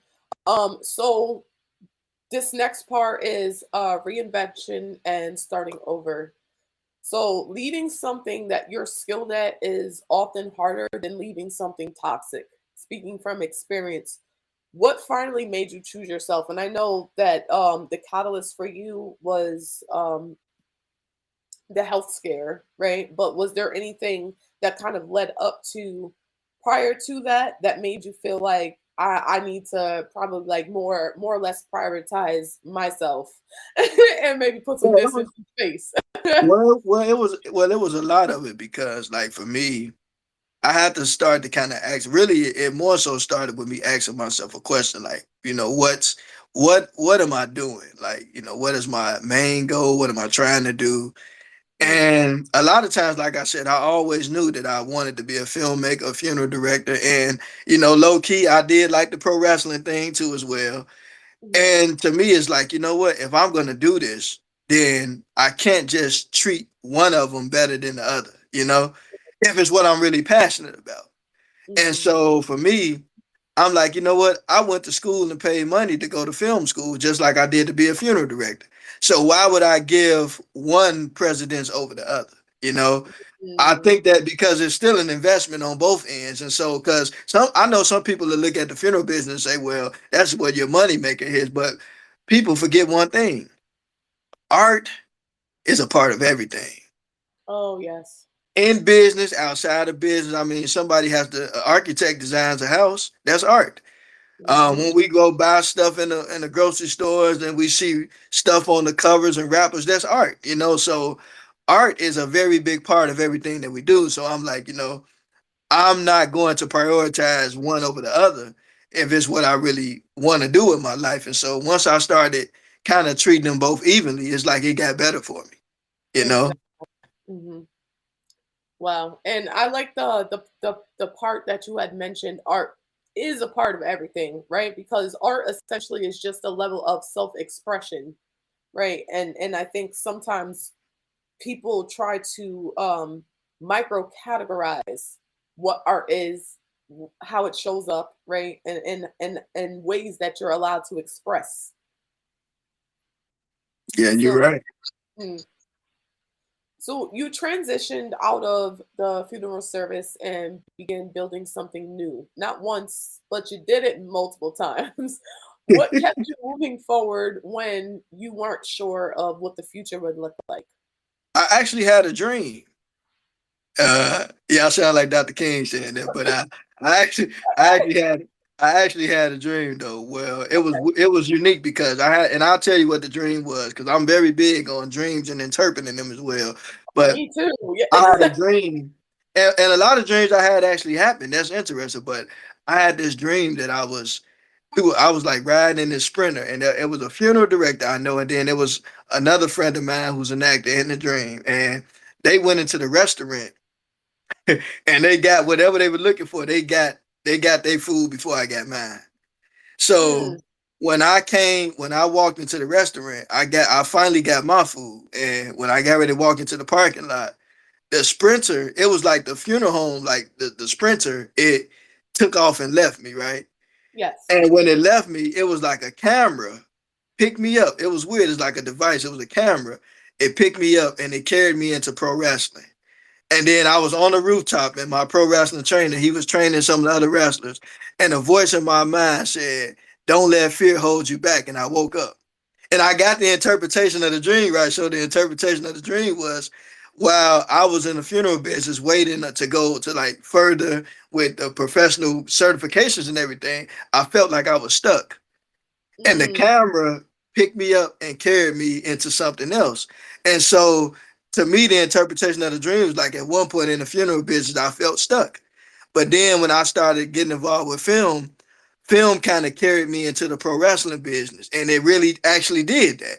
It was pretty cool. Like, and some of my mind said, "Don't let fear hold you back," and I woke up, and so yeah, that's what happened. That's super powerful because I feel like for me, like when I hear you say that, it makes me think about my spirituality, right? And I tell people, not like openly and like broadcasting, but I am a seer, right? And the way that I seer is through my dreams. So when I come into conflict, I will usually dream it. So you saying that reminds me of this dream that I had about being stuck in this glass house, right? And it was like booby trapped. And I was like freaking out. And then I realized that there was a clear, like I could literally just open the door and get out. So basically my mind was making things more complex and complicated than they actually had to be. And so I think, the fact that you were able to listen to that inner voice, right? And when you talked about earlier, following instructions, right? Or following your inner dialogue, or as spirit doula likes to call it, it's called prompting. It's following your prompting. So when God sends you a message and he tells you clearly, like, hey, do this, don't do that, right? If you follow this, this is where you can end up. And sometimes we end up gaslighting and second guessing ourselves, and we essentially play ourselves out of a grand role that we could be playing, you know. So I think Yeah. that's amazing. Yeah, it's a powerful thing, and it's the same thing when I finally finished film school. I'll tell you what happened. I still had to finish the embalming side of the test, and that's why I say I take no credit for anything. I give all the glory to my heavenly Father. Oh But yeah. I remember it was like after finishing film school, I still had the embalming side, which is the science part of the test, that I hadn't passed yet. I had a dream. This was a Wednesday night. I was Mm, on a podcast maybe like a couple of years before that, and one of the young ladies was like, "Hey, wait, hop online or whatever." And there was a young man. He was like, praying and prophesying and things of that nature. And he was, singing that song, "I'm chasing after you." I went to sleep, and that song, "I'm chasing after you," was in my mind. But I had a dream that I passed the test, and I woke up that Thursday. I said, "You know what, God? I prayed. I'm gonna go out there and take that test." And by the grace of God, that day I had that dream that I passed it. I went out there and took the test, and by the grace of God, I passed it. So it really happened. So I've seen some pretty cool. Not that I'm anybody anything, but I look. We can't control what gifts we have. We just use them, and hopefully for the right reasons. you can only control, how you use them, essentially. And I think that's a huge thing, right? Because again, like a lot of people, for people watching at home, if you feel stuck, right, and you know that you have a skill or a talent or an ability, um, and you're not sure how to use it, I would suggest like start making sure that you're praying, do your meditation, like do your inner work, so that you can connect with a higher source, and it'll guide you into what it is or how you're supposed to be using it. Super important. So, you worked across Missouri, Illinois, California, constantly adapting. What did starting over teach you about yourself? It taught me it's a big, beautiful world out here, and nobody ever stuck. Because this the thing, right? Yeah. You can be in a situation where like you're in one place and you have everything that you supposed to have, but it's like, maybe things are not going a certain way. And then you go somewhere else and you prosper. I Yeah. think people have to realize life is like a puzzle, right? Like the puzzle, the frame is there, but not all the pieces fit. The pieces are what they are, but they have to fit into the right frame. And so, Right. like I always tell people that you have to have your own connection to the Most High God and your own connection and your own voice. And you have to kind of trust the way that you're being led and trust the process, because a lot of times people don't understand that. But when you are the person in your own movie, you kind of see what routes you need to take. You see the things that you need to do, or you may see the places that you need to be at. And Yeah. other people may not understand it because it's like, well, you can do this over here, but life doesn't work that way. Like, I've been like, I don't know if you ever went fishing before, but I Years remember ago. I went fishing one time, right? And I remember we was in one spot, and this guy next to us, he was catching everything. We were sitting Mm, in the same spot. I think I caught what, a turtle, but I put the turtle back in the water. Extend his life. Like I'm not a very big fisher, but I go every one now and then, and he was catching everything, and we weren't hardly catching nothing. But you know what? We was in the same spot, using some of the same tactics, but wasn't catching nothing. And I feel that that's how life is sometimes, right? Like you can be in a spot that seem to be like it's the right place to be, but it may not be for you. And so mm, that's what I tell people, like, to me, because everybody like, why California? You going to Hollywood? So I say, no, no, it's more to California than Hollywood. California is a beautiful place, just like every other state. Florida, even here in Chicago, Texas, every place has its beauty. Every place has a purpose for somebody. But you go where you're meant to go for the time being, whatever your mission or your assignment is. But like I mhm. said, but California, it was just a little bit easier for me to get some things that I'm trying to get done there, than it is back home. And it's okay. I've accepted that Chicago is a beautiful place. But again, sometimes you have to move around a little bit, you know. It's a big world out here. Nobody's stuck. You have to do what works for you. Look, I have relatives that left here and went other places, and they're doing phenomenal, you know. Right, So some people stay home and do well, but it's just what however it works out for you. exactly. And it's also, I think when you say that, I think a lot of people, because the conversations that I've had, right? People, the biggest fear is moving, right? Because it's either lack of support, right? Or, they don't know the area. And essentially it's a bunch of excuses, right? And the reason why I say it's excuses is because I'm an avid believer that, and I always say this because I know that at some point in the very near future, I'm supposed to be relocating. I don't know where, right? But in the back of my mind, it's like when the time is right, the Most High will provide me with the resources to be able to do that. Because that's always the excuse, right? People are like, "Oh, I'm supposed to be here, but I can't do it because I don't have the money," right? But what's a goon to a goblin? That's the thing, right? If it's like if God could give you this idea and put this in your head, you don't think that He can also fund you to propel you forward and help you, at least go and do what you're supposed to be doing? I do believe that. Are you frozen? Oh no. Hold on, let me go in the chat because I think Wade is frozen. Oh no. Wait, there he is. Okay. Uh, I don't know what just happened, Wade. We got you 3 times on here. Hold on, let me see. All right, we got you 2 times. All right, there we go. That's better. all right, Um, you say the third time's a charm, right? yeah, third time's a charm. There we go. But essentially, right, when like you had mentioned, whatever it is that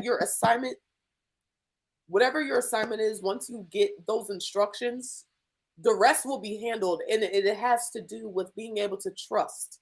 You have to trust the process. You have to be able to believe that a way will be made for I'm gonna you. be honest with you. Like right now, I've had multiple funeral homes in California. Mm, One even down in this beautiful place called San Mateo have actually had conversations with me about me possibly joining them. And who knows what God has in store for me. But you know what? I've gotten more opportunities from there than I have back home. And mm, like I said, I'm working on getting some things done now, but I'm following the path that I believe that God is leading me on. So, like I said, I can't go off what nobody else said, what they feel. I have to trust. Look, every time I listen to that voice, everything always worked out. So why would I stop? You know? exactly. So I know that it's something that I have to do. That's non-negotiable. But I'm just in the process of getting some things done now. But I'm going in the door, God willing, with everything that I need. Exactly. And he provides and makes sure that you're equipped with whatever it is that he needs you to have so you can carry out that assignment. I'm an avid believer. If I wasn't before, this last past week made me a complete and totally Look, believer, I promise you. But that's another conversation for a different time. So there's a belief that reinvention has an expiration date. What would you say to someone who feels like it's too late to actually start making changes in their life? well, as long as you got breath in your body, every day is a day that you can make a change. And so, Mm, you know, change is not always easy. It takes time, but you may not have to do everything at once. Do a little bit at a time. Do what you can do. And I think you will see a difference because I think that that's the thing a lot of times that we have this mindset that things have to work out when we want them to work out. But mm, things take time to build. Like nobody's like I'm gonna be honest, like I used to as a child, I used to read a lot about Walt Disney, about how he built the empire that he built. And he even had a lot of, setbacks. Everybody does. But you have to just trust your inner voice. And, again, everything is not all about, being capitalistic or always money, money, money. Now, like you said, you do have to have money to make a living for yourself. But at the same time, you have to always optimize everything, but look at everything and look at what's best. Look at mm, what can I get out of this situation as far as it's not damaging myself spiritually or mentally, but I can still get the things that I need out of it. yeah. So to me, I just always kind of look at it like that. But as long as you got breath in your body, change is possible. Oh It's yes. possible. Yes. And I love how you just articulated that, because that's, I think, unfortunately, something that a lot of people kind of like bypass, right? They expect those results instantaneously. And so they end up playing themselves out of, their assignment, their role, and the blessings that would have came with it, if they would have just been a little bit patient. Is there anything that uncertainty taught you that stability could never? Yeah, that sometimes your fear is just an enemy. And the reason why I say that is that because a lot of times, sometimes a lot of things that we fear end up. I think if we do nothing, sometimes I think you don't want to live with regret because everything does always work out. Especially like for me, I'm a big believer in our Heavenly Father, and I always pray about everything.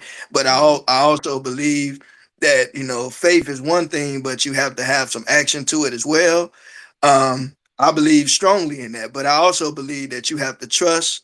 You got to trust God. You got to trust the path, the plan that's been given to you, even when people don't understand it, because nothing really down here is really for certain. Because say, for instance, it's been plenty of times where people have worked for companies, go in one day, company done shut down and laid everybody off and all that. So, you know, you gotta, to me, it makes more sense to, if nothing wrong with a 9 to 5, do that too.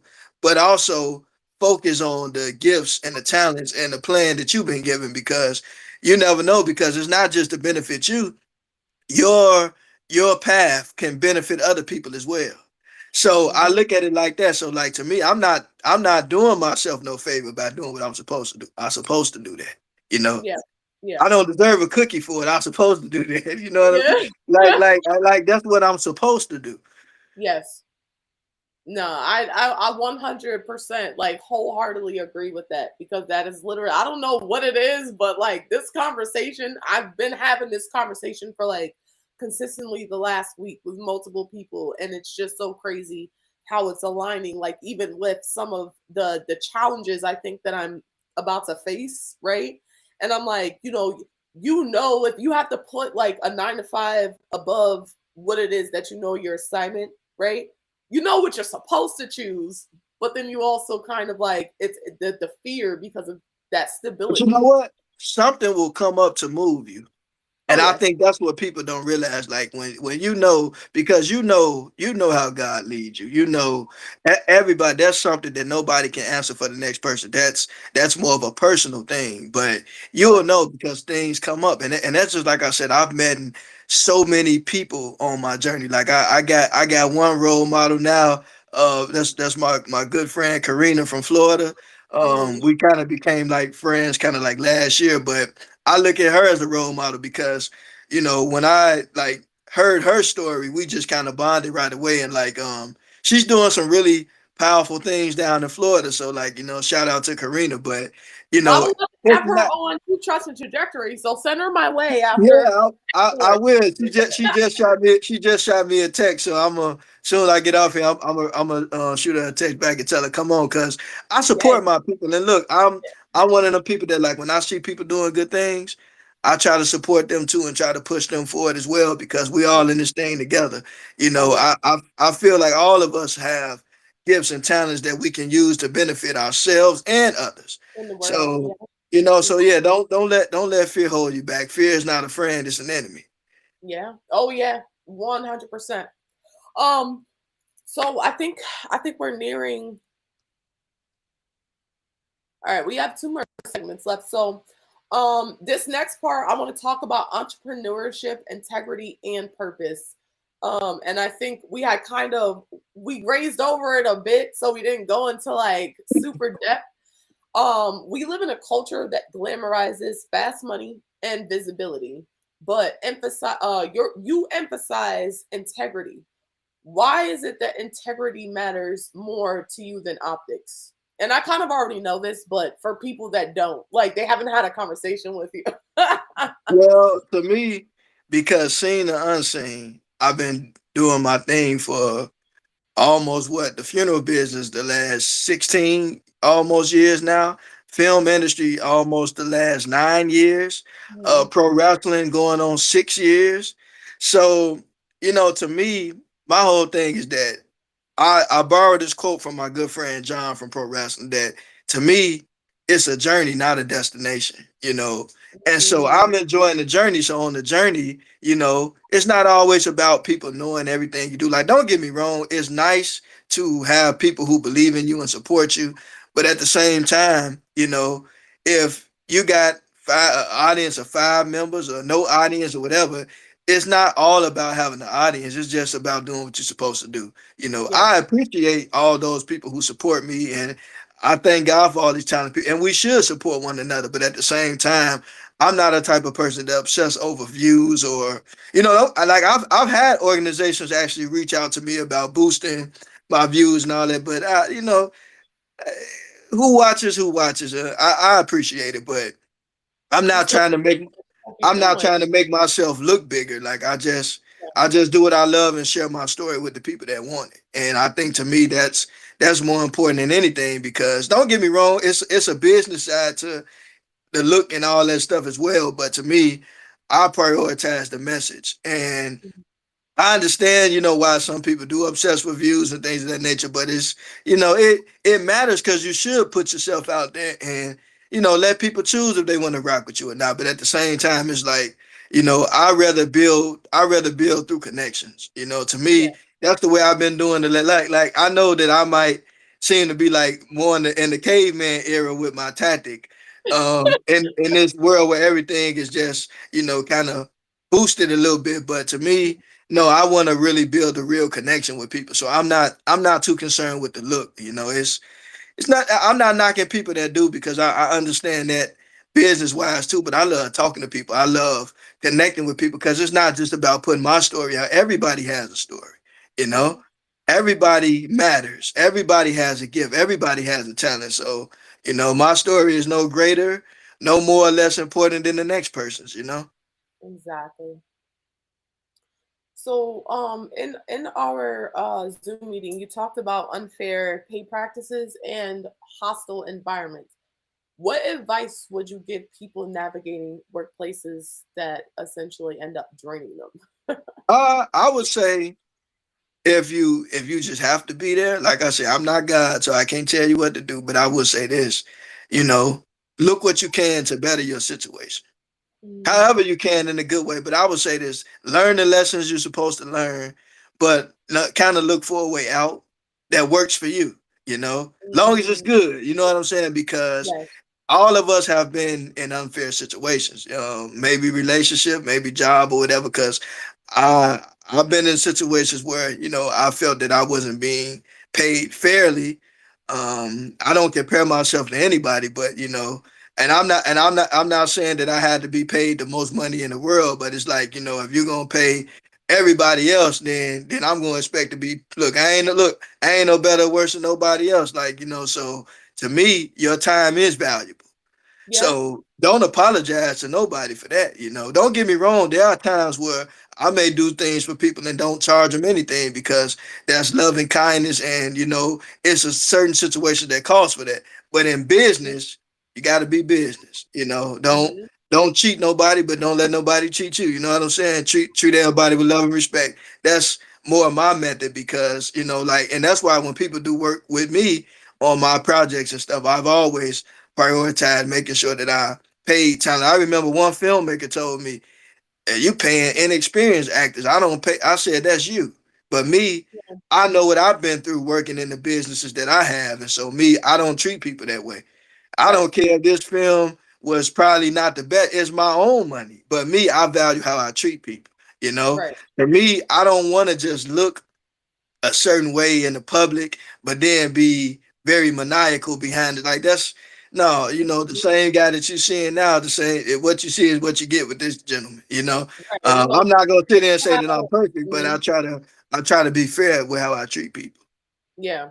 No, and I think that's really important, right? Because I think like when, as far as what I've seen, right, and it's not it doesn't always happen, but I think with new levels of success, it could tend to change people, Oh right, and yeah. become more nefarious in how they conduct themselves, and so it kind of wipes away or strips the morals or the values that they may have once claimed to have.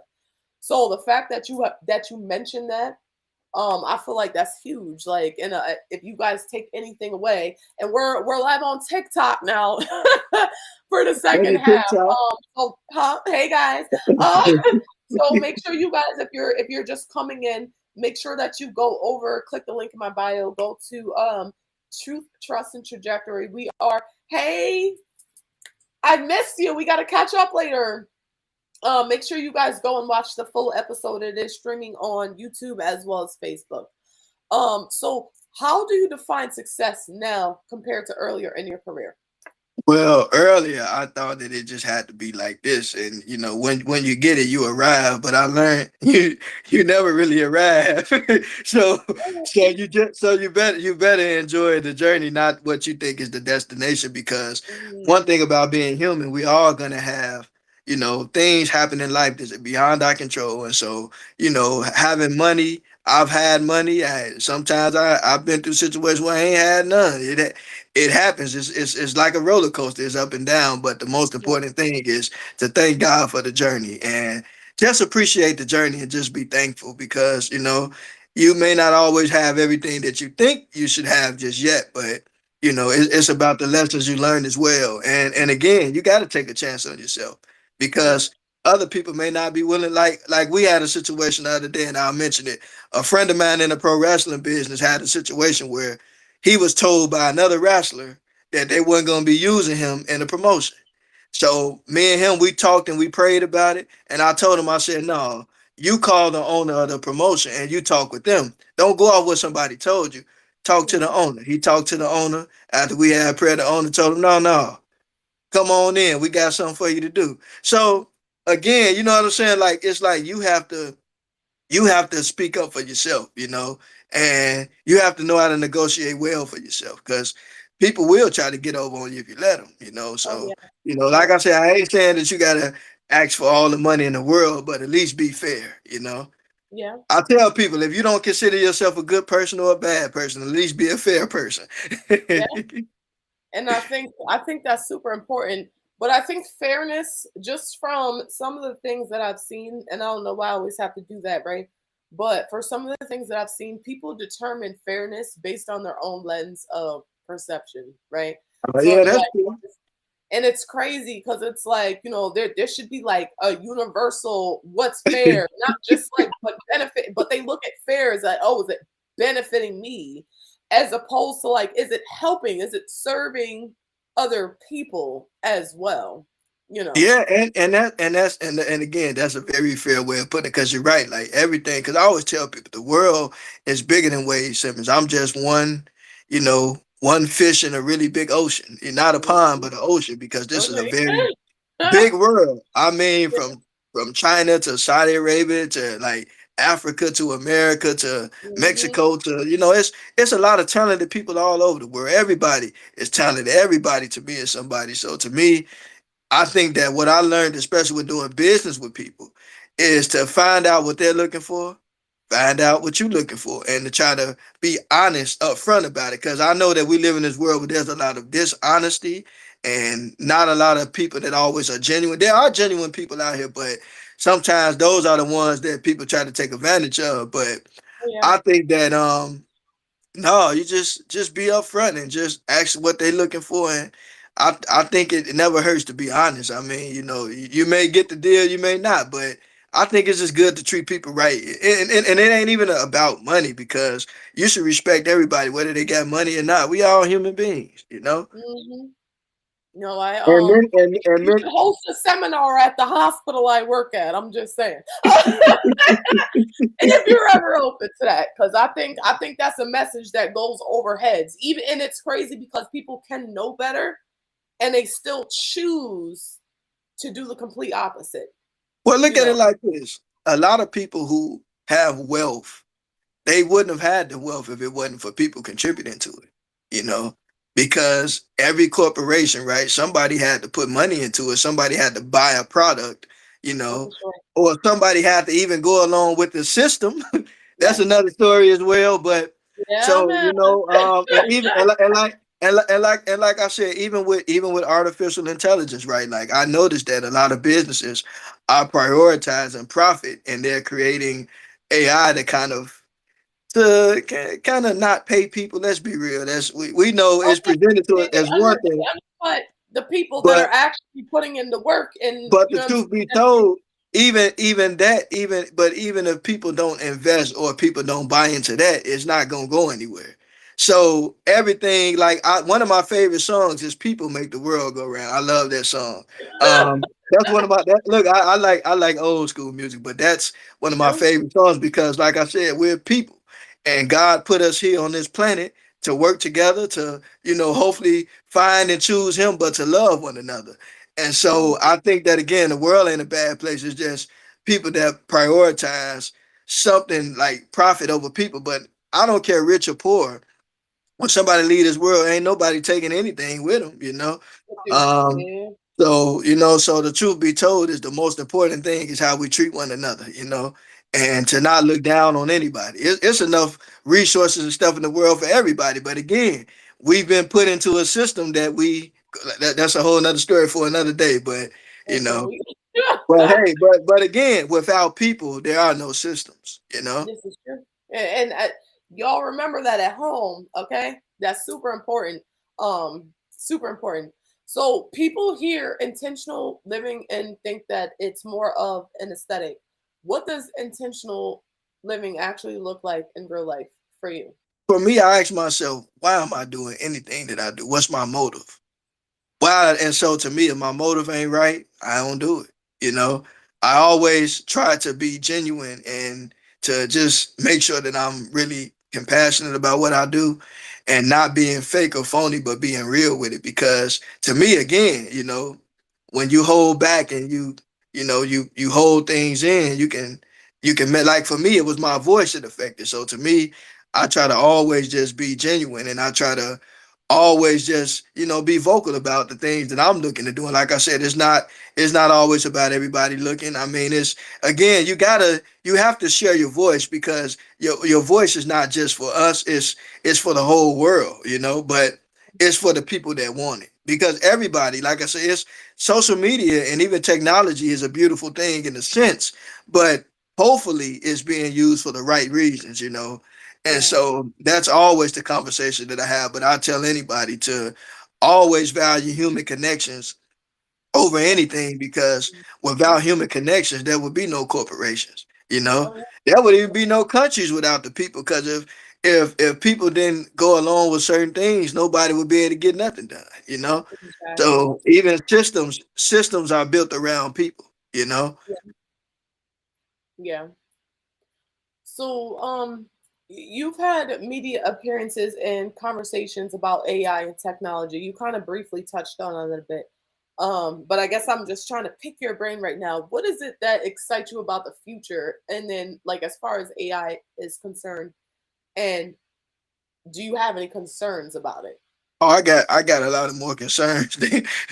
Yeah, I ain't gonna go to the lot, and I'm not afraid of it now. Don't get me wrong. I ain't afraid of nothing. Look. I walk with the Most High God. I ain't worry about that. But the truth be told is that I think that a lot of things in life, what I've learned from history is oftentimes things are meant for they're presented as one thing, but they're meant for other reasons, you know.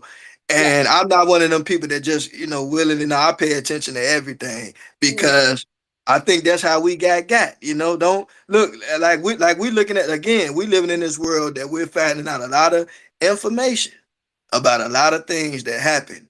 And Mhm. we know that there are good people in this world.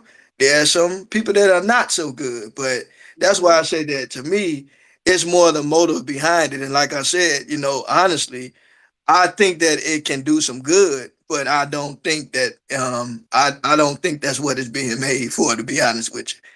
I I think it's coming to a control type of thing. Whether we agree or disagree, but that's just what I think. I think it can do some good because it allowed us to connect with people and to, Mhm. you know, be able to just reach out to people that we haven't seen in a while and things. But again, it's one of those things where it's being presented as one thing, but it's a different You know agenda what behind it. that hidden agenda is behind it. Oh, I know Mhm. that. Look, I might only be 33 years old so far by the grace of God, but I wasn't born yesterday. I Yeah. look, look, one thing about history, right? Like, we may be living in technological times, but Mhm. the human condition and the system is still in place. I'm gonna just leave it at that. Yep. So we gotta always remember that a lot of times in this world we live in, things are presented as one thing, but it has another alternative behind it. And it's Mhm. not always the case, but in a lot of cases it is. Oh yeah, for sure. Especially, I mean, if I might add on to that, right? And if I'm being completely blunt, we live in a capitalist system, and behind the capitalists, it's like lobbyists and corporate big heads, if you will, right? Oh And yeah. so with that, the main objective is always how can they make more, right? Yeah. It's You a know what? leeching for themselves, I'm, and I'm it gonna has put it. nothing to do with contributing back to humanity. So that's why I said, like, what you said about what it presents as versus what the hidden intention is, it definitely makes sense. Oh So yeah. I completely agree, and I align with you on that because I'm like, Oh yeah. I ain't afraid. Hey, look, I ain't afraid to say that because my role is to speak truth to power, so I can't back down. I don't worry about that. But the truth is, I ain't blind. I ain't. now, I'm very, and but like, not and like last I night. said, now I ain't perfect, but I do know that we ain't Mhm. crazy because, like I said, I'm a person that have dreams and visions as well, and a lot of things that I've seen actually happen. I'm not calling myself a prophet or nothing like that. I ain't saying none of that. I ain't nobody. I'm just a Right. child of God, but I'm a human being that just like to show love. But I'm just saying that, I'm not. Look, all of us better pay attention because I don't just go along with everything that I'm being shown or sold, or because, like I said, I ain't crazy. Look, we know this world. It's a lot of things that have happened in this world that that humanity has done to one another that was not right. You know, Sure. and so we remember we still dealing with that same force. So we have to be aware, and we have to teach the next generation to not go along willy nilly with everything. You got to pay attention. You Oh know, yeah. you got to Yeah. pay attention. Don't believe everything you being sold. And like I said, you gotta be. And like I said, I'm not saying that you just hate everything and don't trust everything, but be aware. And Yeah. ask questions because, like I said, we know this is a very capitalistic society. They don't care about people. They care about that dollar. Oh yeah. That That is a dollar. fact. hmm So But I. how do you mhm. But I was gonna say I love people whether they have money or not. I love everybody. That's I respect everybody. Oh, that part. And I agree with that, right? Because when you essentially, I mean, you take AI and all the capitalist tactics we have around us right out of the equation. When you look, it's just people are always going to be people, and that those are different reflections and mirrors of the Most High, right? So essentially, it's almost like getting to meet different variants of God at And your you day know to what? day basis. At least for me. I'll tell people this. Like I said, I've been in the funeral business going on 16 years. And, you know, people leave here with money, without money. But I ain't Hmm. never seen nobody take nothing with them. Yes. So that's not the most important thing. Like, it's needed for this life, but I think we better be more concerned with how we treat one another, because what good is it to build up all this wealth and all this stuff and then not care about people? And you know, who knows what happened after that? I'll just leave it at that. But I think I'll take my chances on loving the Lord thy God with all my heart and all my soul and might, and then loving my neighbor as myself. And who is my neighbor? All of my brothers and sisters. Every Mhm. human being is my neighbor. So I look at it like this. I try to treat everybody right. And again, it's a lot of things in this world that people have done to one another that's not right. And I can't have a voice and not say that because it's the truth. Yeah. I can't, it's the truth. Look, everything that happened in history and happened, it's not right. You know, it's not right. So I don't understand all the hate with people because of the color of their skin, and we got different opinions and all. You know, everybody got a choice, but still you can still love and respect everybody. And I think to me a lot of stuff don't really make sense, but and like I said, we got as humanity, we still got a lot of issues that we need resolved because even with people lacking compassion and even like greed and all that stuff, right? That's just diabolical, because if you love other people, why would you want to control them? If you love other people, why would you want to manipulate them? So I don't buy into a lot of this stuff, to be honest with you. Hmm. I think a lot of people have no idea. Like they have their own individualized idea of what love is, right? But a lot of people really don't. And Yeah, I but learned love that ain't. like a year and a Yeah, half ago, because I read this book by Priscilla Carr. It's called The Five Components of Love. And one of the first components is understanding, right? You cannot claim to love anything and fail to understand it. And that's yeah, where a lot of people go wrong in life.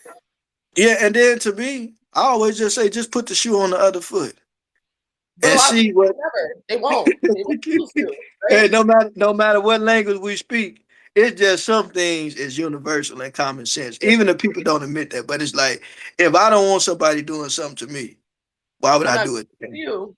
Right. Some You know stuff what is just it feels like. yeah. Some stuff you ain't got to go to school to have a PhD to know that. It's just that's why I say I don't go along with everything. I pay attention to and I'm aware Yeah. of. I'm not Yeah. saying I know everything, but I look at things and I observe things, and I think that's the best thing we can ever do. 100%. 100%. So with all that being said, I want to end up here because we're at the 2 hour mark. There's someone listening at home who might feel stuck in a life that looks fine on paper, but it feels heavy on the inside. If you could speak directly to them, what is it that you would want them to hear?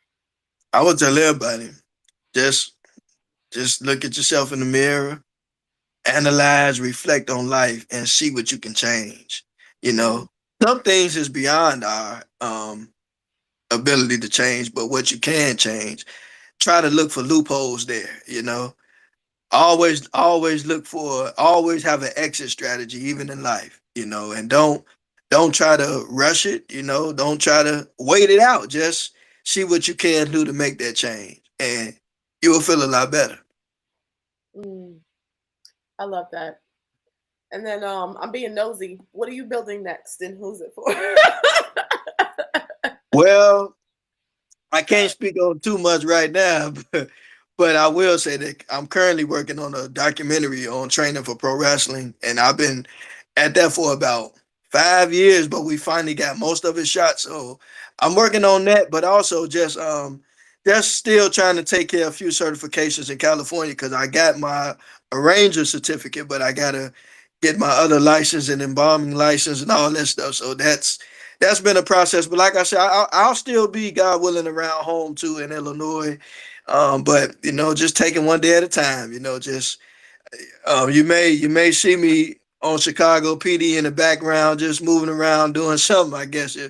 Hey, But like I said, but more importantly, like I just appreciate life, and I just thank God for it, and I just thank God for all the beautiful and talented people in the world. Whether we agree or disagree with them, I love people, and it's just nice to see people just having fun.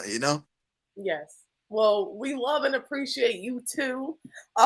Even the people that don't know Wade. And I want to make sure that I drop your at least one way for the audience to connect with you outside of this podcast. So if you could just drop in the chat where you would want me, I'm gonna put it up on the screen for you.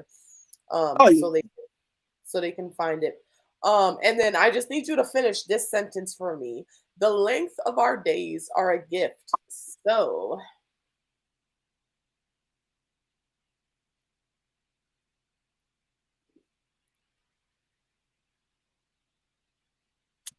all right, let me see. All right, there I go. All right. I was sending you my Instagram.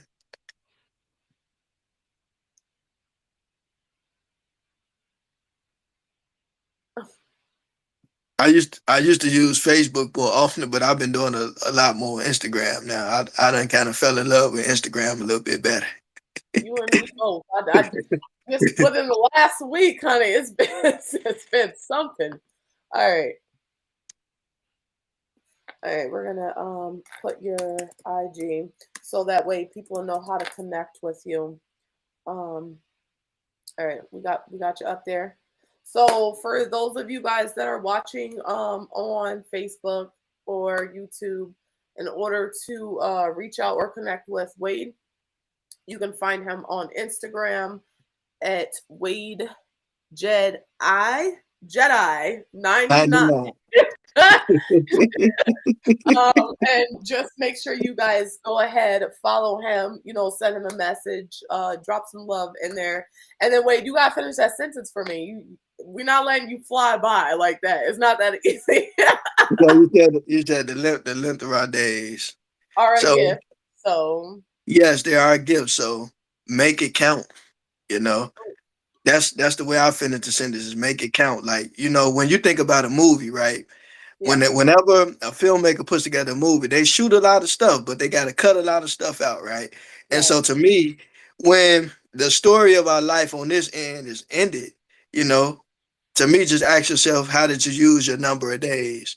How did Mhm. you use the gift of days? And was it worth it? And so if you can answer that, that may take some time, a lifetime for people to answer. But to me, just like money, right? Like a lot of people talk about, I don't waste my money, but no, don't waste your gift, which is a day. Do Yeah, everything you can to make your life better, make somebody else's life better, and hopefully share love and show love. And if you can do that, you'll be all right. I love that so much. Well, Wade, I want to thank you for showing up fully for this conversation. It was absolutely a pleasure having you on my podcast. I didn't know we was gonna have this great of a time, so this was a great conversation. And to everyone listening at home, if this episode resonated with you, don't rush past that feeling. All right. Sometimes discomfort isn't a sign to push harder, it's a signal that you need to realign. So, if this conversation spoke to you, make sure you share it with someone that needs it. Make sure you subscribe, follow, and leave me a review. It definitely helps this space grow organically. This is Truth, Trust, and Trajectory. This has been your girl, Shakim B. And until next time, okay, bye.